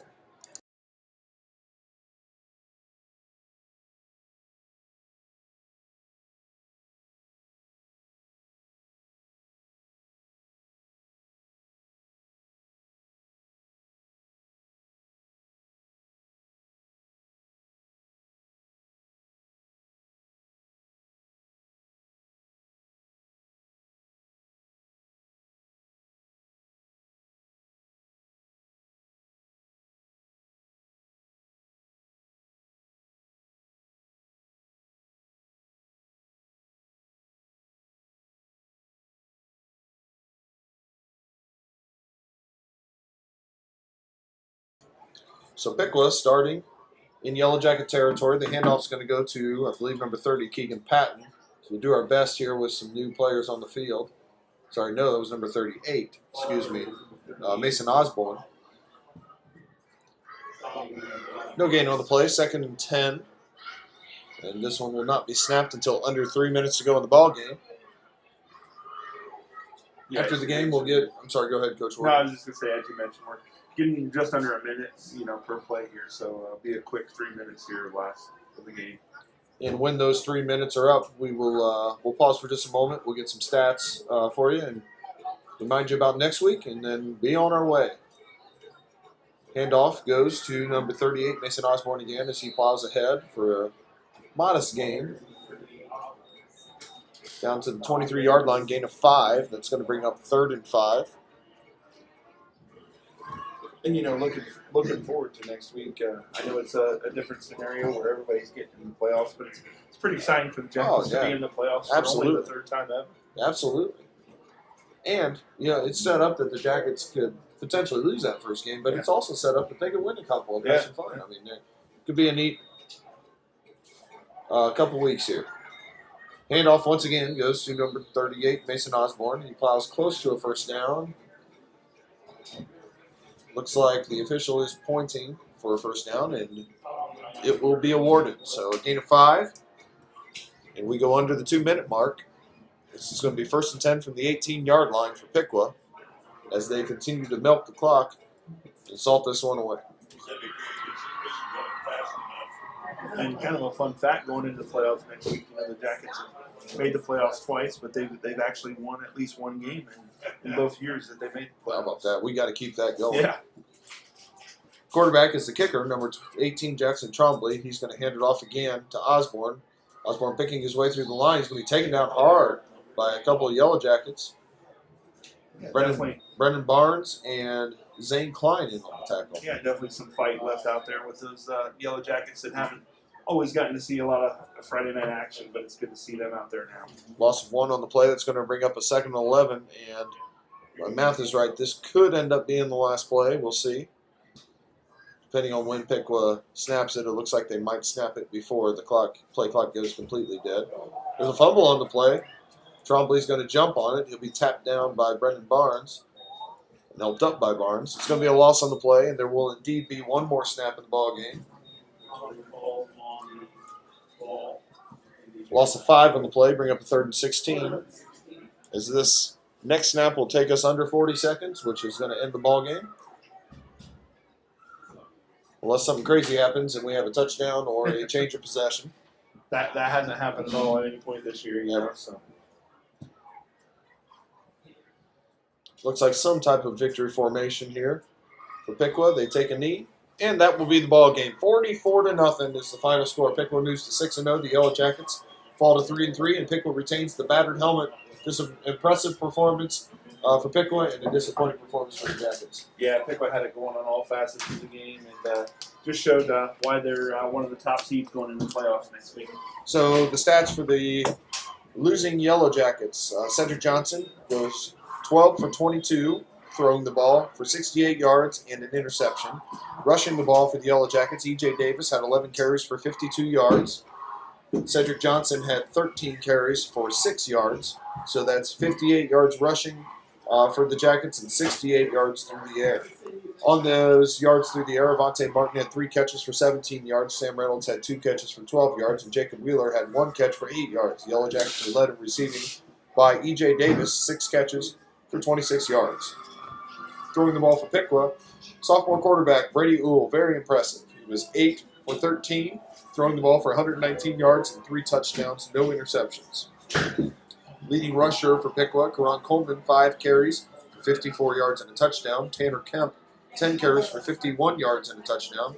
Brady Uhl, the quarterback, had 3 carries for 11 yards. Bryson Roberts had 4 carries for 15 yards and 1 touchdown.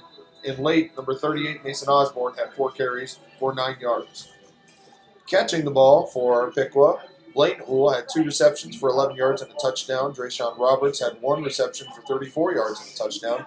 Garrett Shrub, 2 catches for 33 yards and a touchdown. Keegan Patton, 2 catches for 28 yards. And Corey Miller, 1 catch for 13 yards. The Yellow Jackets had 8 first downs. Piqua had 5. Yellow Jackets with 4 penalties and Piqua with 8. 4 turnovers, though, for the Yellow Jackets, along with a couple of other special teams gaffes. And that spells defeat for the Jackets, 3-3. But, like you said, I'm sure it'll be a quick learning experience tomorrow morning for the Yellow Jackets, and then there's not much more you can say except for let's move on, let's learn from it, let's try to beat West Carrollton next week. Yeah, definitely. As you're reading those stats, when you see the Yellow Jackets have 8 first downs and Piqua only had 5, that kind of just shows you how kind of crazy of a start to a game it was and how important those turnovers and those miscues on special teams were tonight. Absolutely. Well, thanks to everybody for helping out. Thanks to my stat man, Ed Snyder. Thanks to you, Coach Ward. Appreciate it. Thanks a pleasure to do it with our press box manager, Dave Ross, athletic director, Mitch Hoying, and everybody up here who makes this operation one of the best here at Sidney. We'll be back here next week. Hopefully we get some of the same type of weather as we get to round 1 of the Division II Region 8 playoffs, as Sidney is going to host West Carrollton. We'll be here and on air by 6 o'clock with our pregame show, and as we hope the Yellow Jackets can hopefully take down the Pirates and move on to the second round. So we'll see you next week. Everybody have a great weekend.